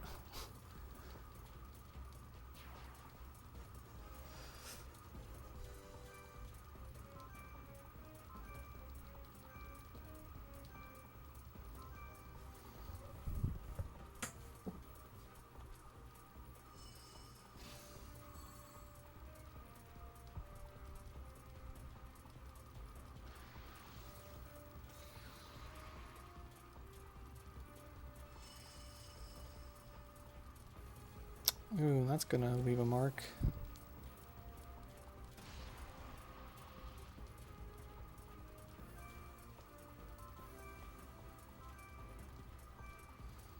Please kill. Unfortunately, we did not get any of the counter strats in this run. Unfortunate. Darn it. Alright. PB is for sure dead. It was a good run, boys. But this run is still very, very good.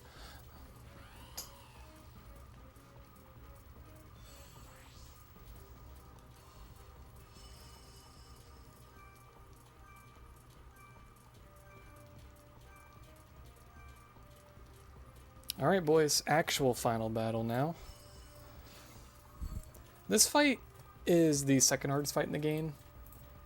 The first one, of course, being Kruger at the end of Courtyard. Run is like Vigoroth. Solid. I'm glad you've enjoyed it.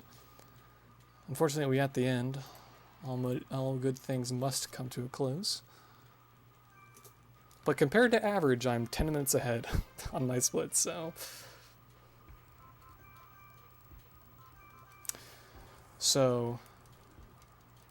I actually have done this run before in PSR. PSR Marathon 2017. I actually had a death on this fight in PSR 2017, so I'm hoping that I don't die here. Just take it like it is.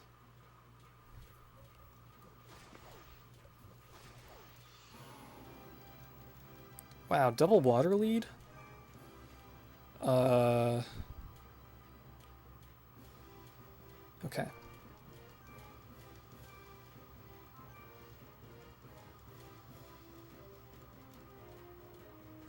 How many deaths do you need? I need to redo this Coliseum a couple times. The freeze!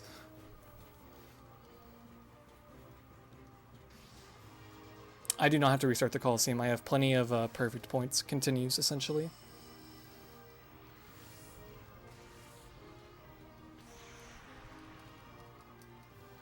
I had to double check my notes to make sure that Energy Ball does kill Kingler. It does, obviously. Okay, Chansey. Chansey's great to see. Because of this. Bye, Chansey.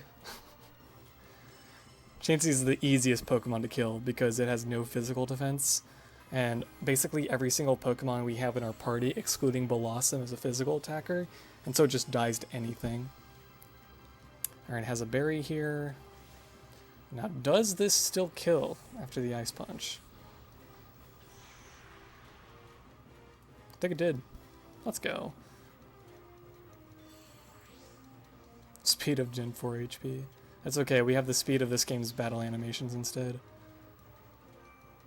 Just like that. What a fight.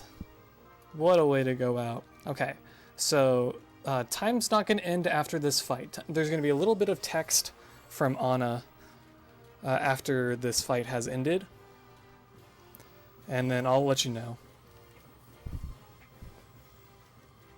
Well, you do start off as a small child, but we changed to an actual adult woman, so... That's a GG. That's a GG, guys. I hope you guys did enjoy the run. Alright, here we go. That was a blue, by the way, on Mysterial. I now have a 252 sum of best. Goodness. Whew. Alright, well, that was a long run. I'm glad you guys managed to stay awake, stick with me. Alright, so time's coming up here, just a little bit. I get some stuff for beating the game. I get some coupons, and I get a crown. Very cool crown. Alright, here we go. About 5 seconds here. Alright. And... time. 3:59. GG.